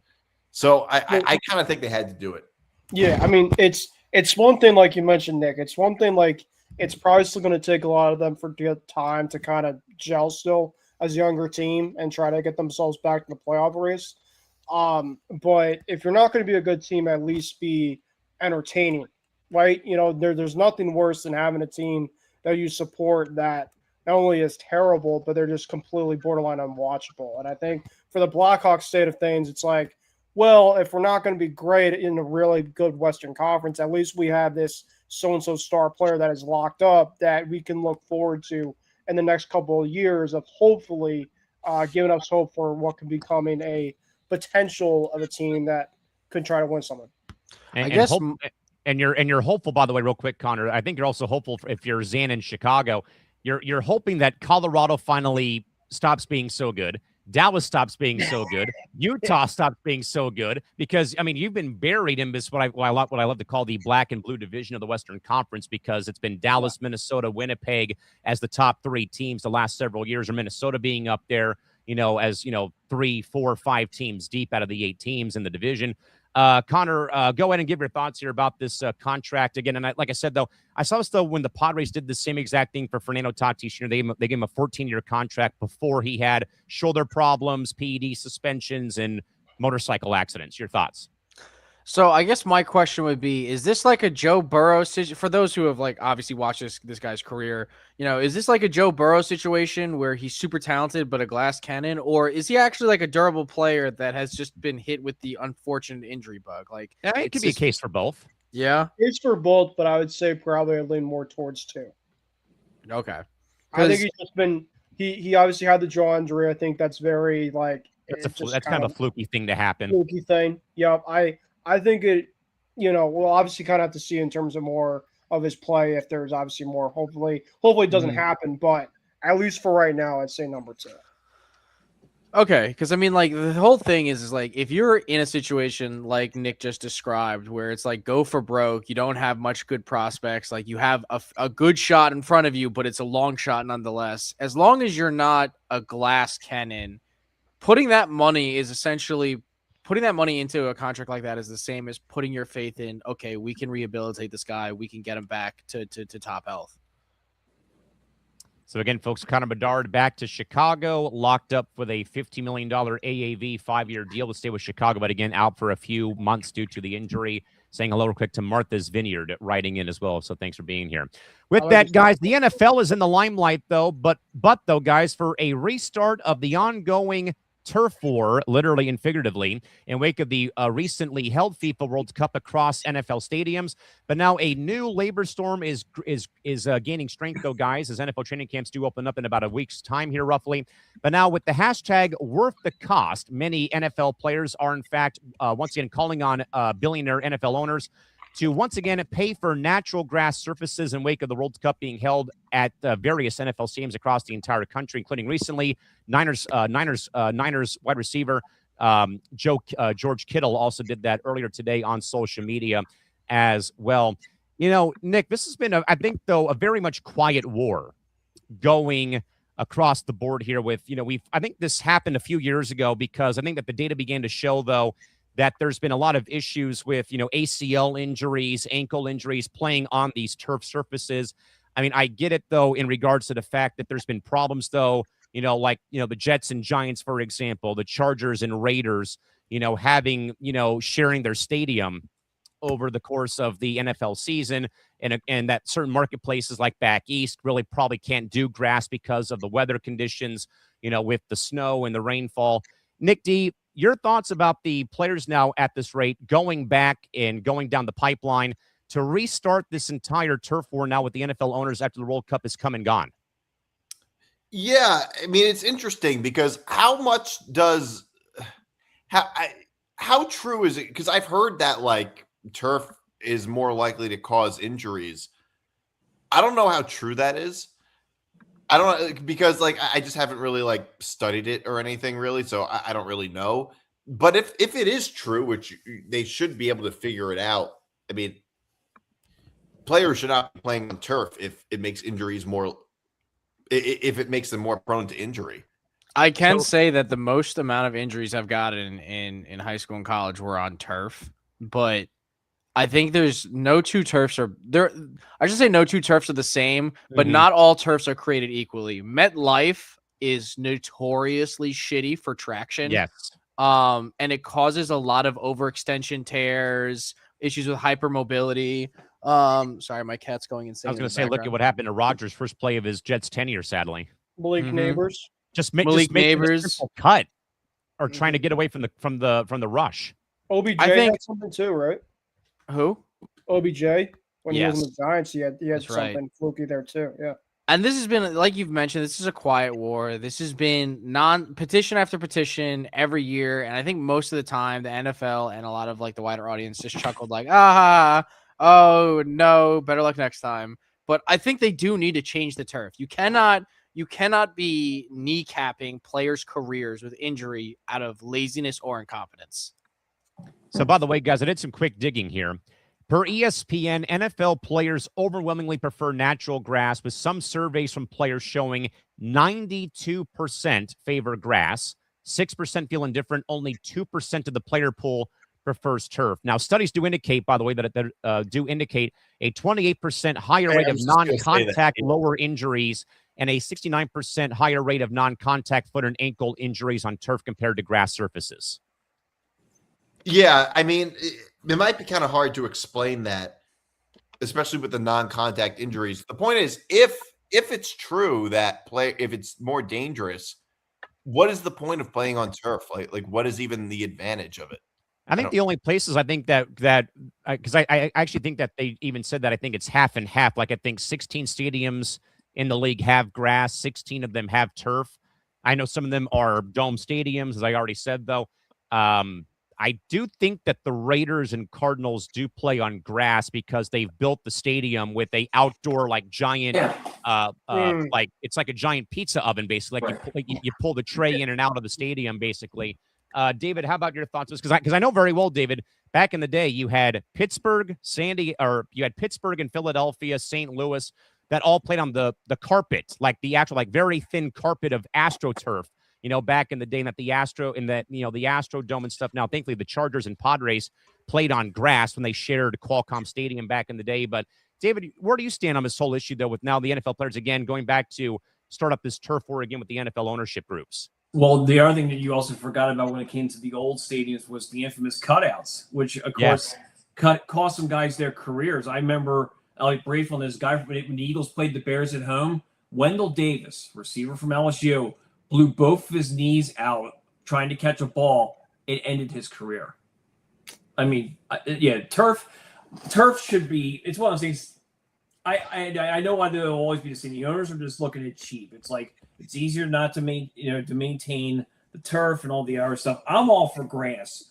My thing of if I was the Players Association, because the talk has also been about 18-game schedule, I'd be like, you want 18? We want grass. Simple. I just think it's safer for everybody. Now, they probably would have an issue with some of these other places, like I'm throwing out examples, Atlanta and New Orleans, who can roll it out in terms of the grass part, like, the Raiders do and the Cardinals do. So.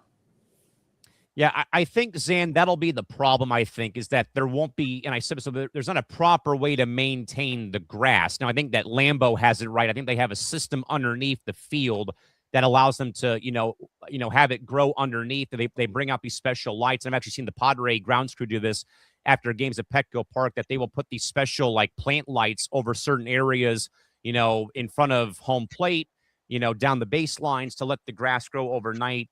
And I think, Zan, that obviously that the numbers, again, from what we saw from those days, though, do show that, grass is one thing. But I also, like I said, though, it's also tough, though, like Jets and Giants, Rams and Chargers, that they share the stadium, though, too, and that you really can't, paint over, all the branding and stuff for each team or whatnot and so on and so forth. But, Zan, do you think it's probably time, the wake of the World Cup coming and going, that it's probably time now for the NFL to look at going to all grass surfaces if they can do so? I mean, I think there's pros and cons to it either way. I think it would make football a little bit more of a pure sport. That's for sure. And if there's too many players complaining about turf, and given how much money the NFL generates a year, I wouldn't be opposed to it. Zan, do you know, though, if the Bears will go to a turf service when they get that new stadium built in Indiana? Do we know about that yet by chance? Not certain. No, I don't think so. Out of curiosity, is that still happening? Because I feel like every news bulletin I get regarding it is like, oh, Bear Stadium has hit new snag or new obstacle in the way. Still no update from what I've seen as of recent. I think the ownership and the Bears didn't expect the backlash that had happened, that they were going to be going to Hammond, Indiana. So that's a perfect example, like to what you're saying, Callan. That's a perfect example of owners trying to be cheap. And big time. And because, like, you could have actually just afforded it and kept Bears heritage and legacy going on, but no, absolutely, you wanted the city to foot the bill.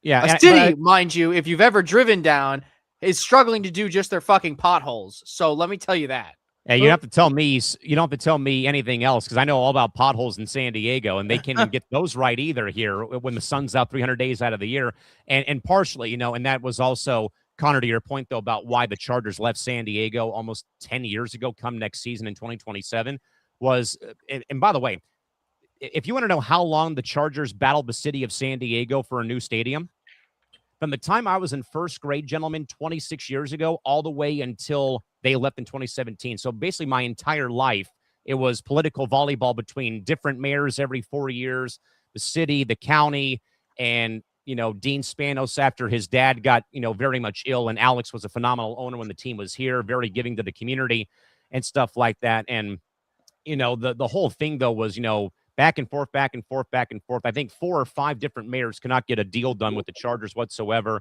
And it boiled down, though, to, when the Padres left Qualcomm Stadium and stuff of that nature, and got their downtown stadium, that Dean Spanos began to like, well, hey, they got one, why not us? And, that plot of land, by the way, that they built the new stadium where SDFC, the Wave, and the SDSU football team plays, literally the Murph used to be right there, in the parking lot, and you can, kind of, feel the presence of it. But regardless, that plot of land, guys, even got tied up, though, in a citywide vote for the Chargers to stay here.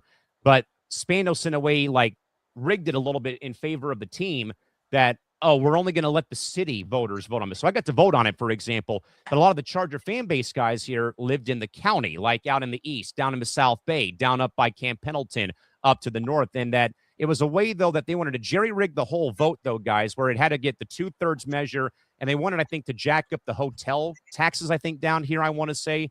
And then also, of course, public money. And public money here in California is obviously is a major, major deal breaker. So by the time that all happened, that's about when the team was already 1 foot out the door. But they had a foot out the door, though, I think, in 2016, though. When I remember watching a game on CBS, and Scott Kaplan, who used to play for the Chargers and now was a successful talk show host up in Los Angeles at ESPN 710, had said, hey, guys, thanks for sending it down to me.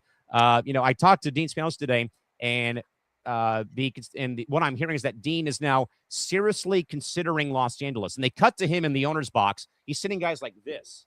Like, I'm about to do the city over so badly and not know the backlash of this whole thing. And when I heard those words, and this is a good little insight here, when I heard that whole thing said, that's where I said, okay, as soon as this team leaves, I'm done with the sport and done with the NFL in general. And I remember the day it happened, too. It was January of 2017. Dean Spanos wrote a letter that the team put out on social media at 6 o'clock in the morning local time. The story blew up on local radio and TV here. I had a bunch of friends go to Charger Park in Murphy Canyon, which is about roughly, I'd say, 10 minutes north of where the stadium was. And it became a giant, bonfire. People threw in their, all their Charger shit, got thrown in this giant, pile. And they set it on fire. They were flipping off the building. And since they left, guys, that building has not been touched. Like there used to be a Charger bolt, believe it or not, actually in the canyon that they cut out. They've let weeds grow over it. There's no branding on the building. And so, but then what's even worse, the entire city has gone through a John Mayer breakup. Oh yeah. And people like and people like me have lived through it for the last 9 years. And the other thing, though, too, is that I believe that when they built Snapdragon, the new stadium, it came down to either a soccer ballot initiative or the college ballot initiative. And the college ballot won by a wide margin. And even then, though, guys, they built the stadium, and SDSU football does not draw whatsoever. I mean, they built it for 35,000 seats. They have a stipulation, though, that if the NFL ever does come back here, they can add 20,000 more seats. But I go there, I'm like, how are you going to put 20,000 more seats in the stadium when you barely can keep the sun out for a 4 o'clock kickoff for a soccer game, and people are here, on the concourses because there's no shade with how they built it. It looks like a damn erector set with how they built it, like a old school, like high school bleacher sections, basically, along the sides, though. I mean, it's a beautiful stadium, don't get me wrong, but there was a very big missed opportunity by the city, the county, the Chargers, the NFL to, keep the franchise here. And, they've gone to LA. They've been, they've been relevant on the field, though, but even then, they really don't have much of like full support, though. And I would hate, like, for the Bears, for example, like we were talking about here, to go across state lines, though, still be called Chicago. But like Connor said, though, you're losing the heritage of the original founding member of the NFL. And that kind of, though, guys, went to a point real quick. I don't mean to, ramble here, but at one point recently, I'm working on another Substack, kind of in a way like tying in like my disdain for the NFL and for the Chargers, because I don't know if you guys remember this, but the Chargers, when they wore that all navy blue look last year, the navy blue helmet, the jersey, and the pants, that was literally their home uniform from the time I was growing up until they went back to the powder blue and the lighter gold. And they tried so damn hard to make that a LA Charger thing that they called them the Superchargers. One problem, that song says San Diego Superchargers. The team has just done such a piss poor job trying to ignore that they played here. And whenever they name Lorenzo Neal, LT, Junior Seau, Antonio Gates' LA Charger legends, that's what makes my blood boil down here, that they never played one down up there except for Gates at the back nine of his career, though. And that LT's become a big mouthpiece for that ownership group. That, okay, we get it, that you want to be in LA and that it's a whole new thing. But don't, further, erase the identity of that lightning bolt logo, and then also change your scoreboard to look like Jack Murphy Stadium back in the 90s when they were winning the AFC Championship. So I would hate to see like the Bears in a way kind of do that in a way when you've meant so much to the NFL in that capacity. But even then, guys, like, I still get like emails from the Chargers, and I always report spam. Like, I'm not going to pay money to watch your crap team play because of how you left this marketplace. And I know that more could have been done by the city and the county, the franchise, and the NFL, and believe me, guys, there's been a major gaping hole here, with the NFL being gone. And it has sucked to not, still be a part of that. But I also wrote in, and we'll get to a commercial break here in a second, but I made this mention earlier in the day on the World Cup coverage that I follow a MLS and soccer content creator named Eli Lesser who lives up in LA. He's a LA Galaxy supporter. And he put a video out asking, briefly tell us or tell me, how did you get into soccer? How did you, follow or get into MLS? And I literally wrote, I had to find a way to fill a void because I lost my NFL team to LA 9 years ago. And that I've always loved soccer, but I've never had a MLS team here. I went to Galaxy matches and LAFC matches because they were the only two teams close by. And that now that we've, worked for 30 years to get a stadium to actually bring a team here, and that we've done so well with indoor soccer, with the Soccers winning 17 titles. I've got my 3 rings right next to me when I was a part of their organization. And we've had minor leagues, minor league, we've had indoor, we've had, obviously the NWSL is here, but that's now how I feel, like my weekends, like my Saturday for college football or my Sunday for the NFL is by going to watch soccer. And everybody that wrote back to me said, I may not like San Diego as a sports town because I live in LA or whatever, but I'm glad, though, that you have a way now to fill your weekends, because we've long thought that your marketplace for San Diego, being so close to Tijuana and to Mexico, was such a great place to come and, and to finally get a club. And I've heard that from fans who I have met from Colorado, Minnesota, Portland, Cincinnati, even what have you. So great to see that that's finally played out here. I don't mean to ramble here at this rate. My apologies. But with that, though, guys, at this rate, though, before we do, in fact, move on here to the very end, stop just watching the fights and start breaking down them the right way. Join Zan Bando and Tom Albano for season 3 of Tough Enough right here on ETB, as they are your official headquarters for all things going on inside the house and straight into the cage, with the most unfiltered real-time analysis you'll find anywhere, as they cover every weight cut, every rivalry, and every coaching clash the moment it does happen. You can catch Zan and Tom right here on ETB and across our entire family of Twitter accounts as well. Make sure you subscribe to the channel today at youtube.com/ETB Network. Zan, when can people find Tough Enough coming up this week or maybe next week? Yeah, it'll be this coming week. It'll be an extended episode. It'll probably drop Wednesday evening, I would get, as we'll be recapping the last 2 episodes because Tom was away on vacation. So those of you who have been waiting for an Ultimate Fighter catch-up, you will get that. And that means that by the time the episode's over, we will have officially hit the second half of another Ultimate Fighter season, which means before you know it, by the middle of next month, it'll be time for the finale. Then it'll be time to do it all over again next year, as the Ultimate Fighter is a once-a-year TV product. So, yeah. All right, so that's when we will have that drop.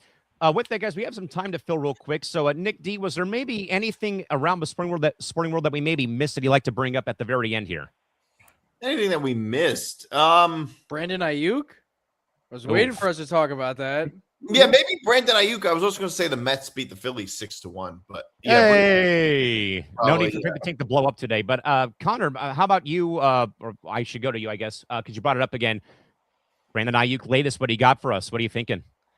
Well, so obviously, have you guys seen his latest videos, his tweets, all that jazz? Yikes. So now he's claiming that Kyle Shanahan secretly wants him back, and that the 49ers still want him. And what? I mean, the one thing you don't do is fuck with Kyle Shanahan or the Shanahan coaching staff. Like that's always been the case. Anytime someone crosses Shanahan, they have a terrible go of it afterwards.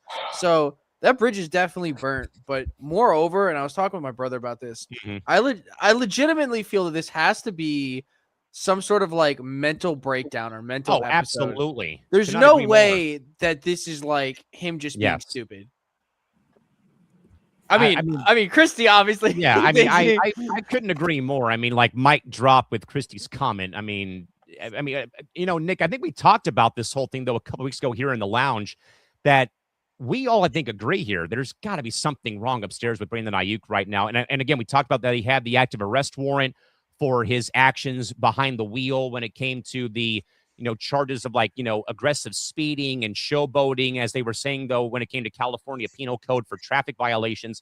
But Nick, I mean, it's tough. I think it's getting tougher to deny that there's something going on mentally that no one's talking about at all. Sick of this story.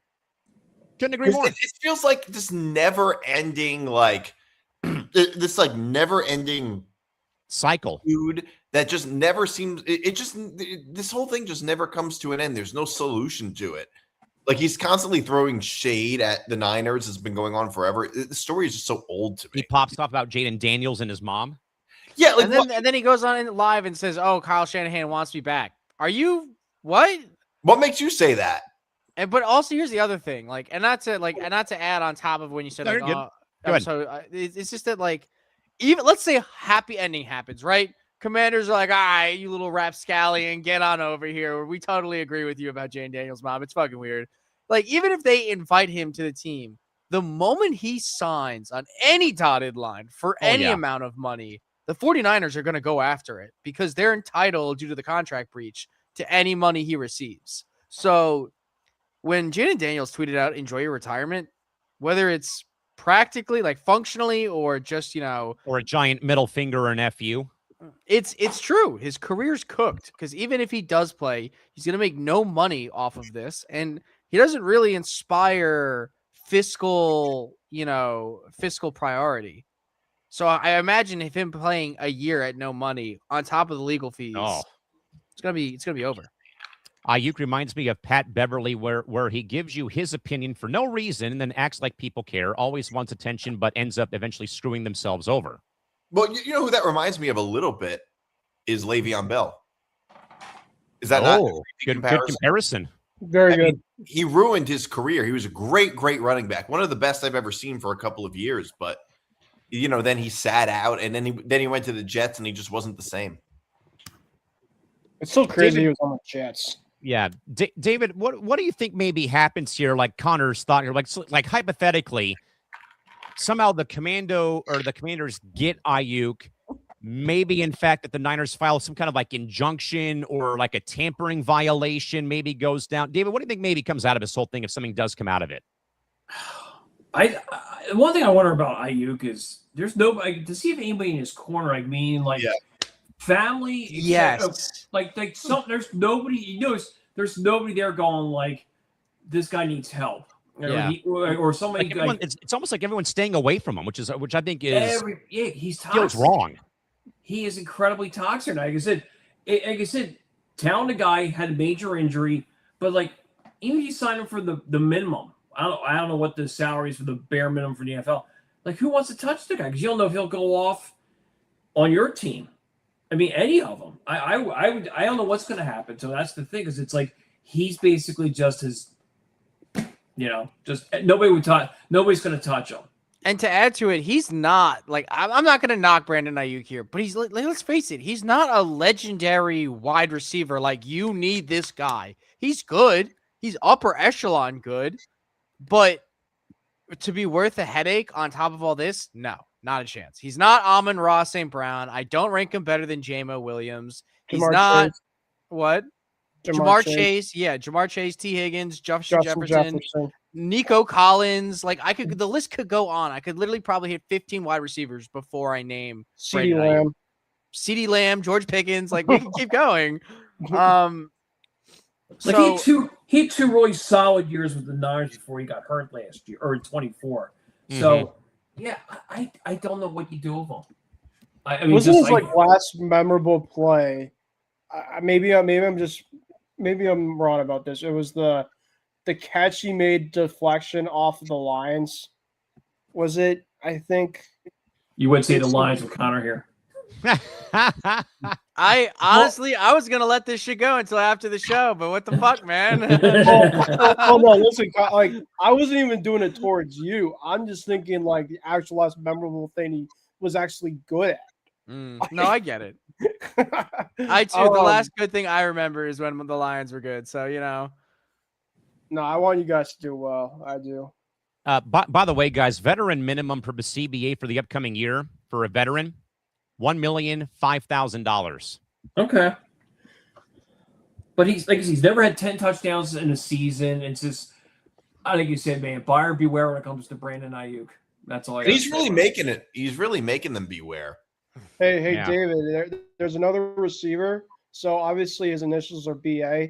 You just switch those initials around. There's another receiver, if you remember, AB, that had a lot of similar stuff too. Oh, this So, guy right here. Yeah, he's on his way. I mean, he's on his way. you know, a guy that decides to be a Tampa Bay Buccaneer and start doing jumping jacks at MetLife. Funny enough. I mean, I was going to say, I don't think he's peaked to get to top tier AB shape till he rips off his uniform and starts, doing calisthenics in the end zone on his way to the locker room at halftime. Crazy. Yeah. Good heavens. With that, guys, we'll close down shop for the evening. Great show. This one actually kind of flew by here. But before we go, guys, we put the chairs on top of the tables and count the register for the Sunday night. Take a moment, though, to look at the sheer weight of what we just witnessed over the last 2 hours here inside the lounge. Tonight was a pure master class in what happens when the pressure gets turned all the way up. Today, we watched Spain ascend to the top of the world for soccer, systematically dismantling Argentina to take the global crown. We also saw the NBA grind to a halt because the entire league is waiting on the decisions of one man, while that same man sent the city of Philadelphia into absolute hysteria with 3 words of trust the process. We also watched Bryson DeChambeau completely beat himself on the grass at the Open, letting a 2-stroke penalty turn into a total psychological meltdown, while Connor Bedard secured his long-term throne in Chicago. And right now, we're also watching an active labor force of the NFL draw a massive line in the sand, demanding that billionaire owners prioritize their literal bones and ligaments over stadium maintenance budgets. But when the glasses are empty on a Sunday night and the neon signs are humming in the dark, what's left is not the corporate red tape or the luxury tax aprons, but about the passion of the game and the fact that no matter how messy the business may get, millions of us are still going to wake up tomorrow morning, check the box scores, argue about the turf, and care again. Because we always care about these stories because they belong to us just as much as they belong to them. And no matter how the landscape may shift, you've always got a seat right here at the bar every Sunday. A huge thanks to Nick DiMartino for holding it down alongside myself, and also to David Waitman, Zan Bando, and Ben Cruz for handling the heavy lifting, as well with Connor Rowland joining us as well today. And to those in the live chat, we keep keeping the taps flowing. We thank you again for doing so. Nick, any final thoughts that you'd like to pass along, and also where can people catch you on the program lineup this week? You can catch me on Thursday at noon on Moving the Goalposts with Johnny Montalbano. All right, so we got that. Then about a month, and then when college football starts, you can catch me on Unnecessary Wagers, and you can catch me on FP5, Forever Power 5. All across the board there with that. Zan Bando, thanks for joining us, my man. More importantly, where can people find you this week across the entire landscape of ETB? Yes, you'll see me on ETBS. It's episode 327. That'll be on Tuesday. But before we even get to Tuesday, stay tuned for a special Zan Zinger Part 2. That'll be tomorrow morning at 11 a.m. Eastern. Figured we go back to the Monday. Well, once again, I figured it worked well last week, and it happened to work out well scheduling-wise. And then you will see me for episode 99 of Bando's Breakdowns, as you guys, I'm sure, are very much looking forward to. That'll be on Thursday at 3 p.m. Eastern, noon Pacific, and then we will be back to a regular schedule with Zan Zinger Part 2 this upcoming Sunday at 11 a.m. Eastern. So a lot going on that doesn't also include Tough Enough and probably a couple other things that I might be forgetting that may pop up. But besides that, that's where you can find me. You'll find me a minimum of 3 times this week, maybe more, but I'll be scattered about pretty much everywhere over the next several days. So stay tuned, subscribe, follow me, subscribe to the channel, and keep it locked in. So David Waitman, thanks for being here, my man. And where can people find you this week? I'm sure we'll be for hitting from the cycle to talk all things baseball as the trade deadline is coming up in about 2 weeks' time. Yes, me, Ben, Ryan Tui, Nate Miller. Thursday night, we'll be talking, hitting for the cycle. We'll be talking a lot of baseball, a lot of trade talk, a lot of me bitching about the Phillies can't find a number 5 starter. Have not won since May 18th, losing 2-3 to the Mets, and going to get their asses kicked probably the Dodgers and Yankees. So. Oh, great. Ben, I know you got double duty on Thursday and Friday this week. But where else can people find you this week on ETB? Yep. Hosting HFTC once again, 8:30 on Thursday, like David mentioned. Got a lot going on. And then obviously I come back for Gridiron Gurus on Friday. I did miss last week because I was at a baseball game where my team is on a 13-game winning streak, thankfully. Hopefully it keeps going. We'll see what happens. But yes. And we know damn well that we will find Connor Rowland on Friday, giving us more unnecessary wagers for the upcoming week ahead, which now no Connor, no World Cup. Now I'm kind of sad that there's no World Cup bets now, sadly. Yeah. No, it's an unfortunate end, but we'll be back next year. I'm ready. Yeah. We'll be ready for the Women's World Cup next year. You folks have sadly been stuck with me for 3 shows today. World Cup preview, post show, and now the lounge. You're stuck with me again Monday, Tuesday, Wednesday this week. Again, we have another episode of the Content Dungeon coming your way on Monday, as Nick Morrison and I will lock ourselves into the dungeon to talk all things about the network, and we'll actually lay out the future as well for Empty the Pitch, as we kind of have already, and also talk more about what is coming for the college and NFL season. You'll catch me again on Tuesday for Callan's Cranium, and of course on Wednesday for Presser to talk all things involving sports media and sports business. With that, though, folks in mind, until next Sunday, the lounge is officially closed. Until then, again, for Nick DiMartino, Zan Bando, David Waitman, Ben Cruz, Connor Rowland, and the entire cast and crew here from the ETB Network, we thank you all again for joining us here on this beautiful Sunday. And thank you to the entire 230 people that watched our show from start to finish here today. We appreciate you all. We'll catch you all again back here next Sunday, same time, same channel, same place. Right back here inside the Empty the Bench Network across YouTube and Twitter. More importantly, again, folks, please go like and subscribe to us today over at youtube.com/ETB Network and get us to the 3,000 and the 4,000 watch hour goal, folks. Until next Sunday, have a great week. Bye-bye.